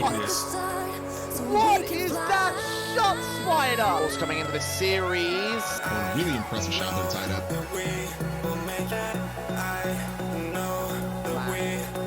Wow, that is something. XD will come in with another good shot, and now Apollo are just putting in the heart. That is something. XD will come in with another good shot, and now Apollo are just putting in the heart. All these balls up directly in the attacking third, and that is just easy stuff coming in from XD. One after the other. Shout out, but there's the goal right toward the hit you Spider. As soon as I said it will not be denied and take the lead again. 4-3 lead is retained by Apollo. It was challenged for a moment. Spider's flips have been pretty fantastic over the course course. Flicked, and he lands it. So impressive with the number 1 seed, and it's a 4-0 start in game number 1. Yeah, and you kind of said it. They just capitalizing on every single mistake and just punishing. Not the second. Formality comes in with 100 points of boost. Dribble up. Big Joe's going to try challenging. Formality misses. Oh, what a save! Big Joe, the hero for YRN. And ALW will try to find his way in. Formality hits the shot.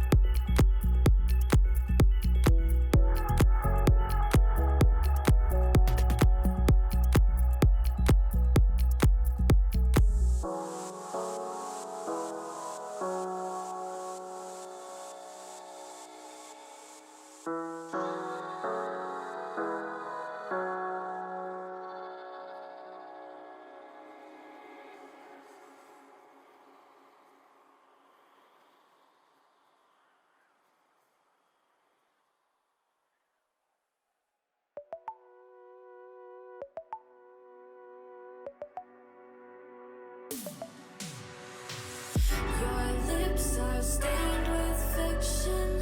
You always have your reasons, and I spoil you rotten. Your hands are sealed in pockets. You fill them with your secrets.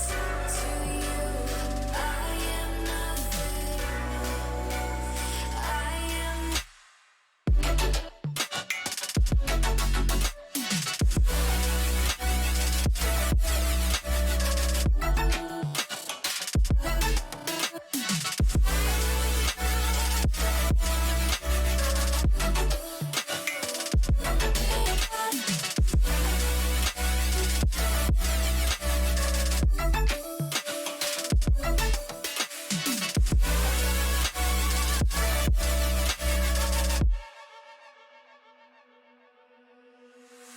Your kiss, sweet like poison.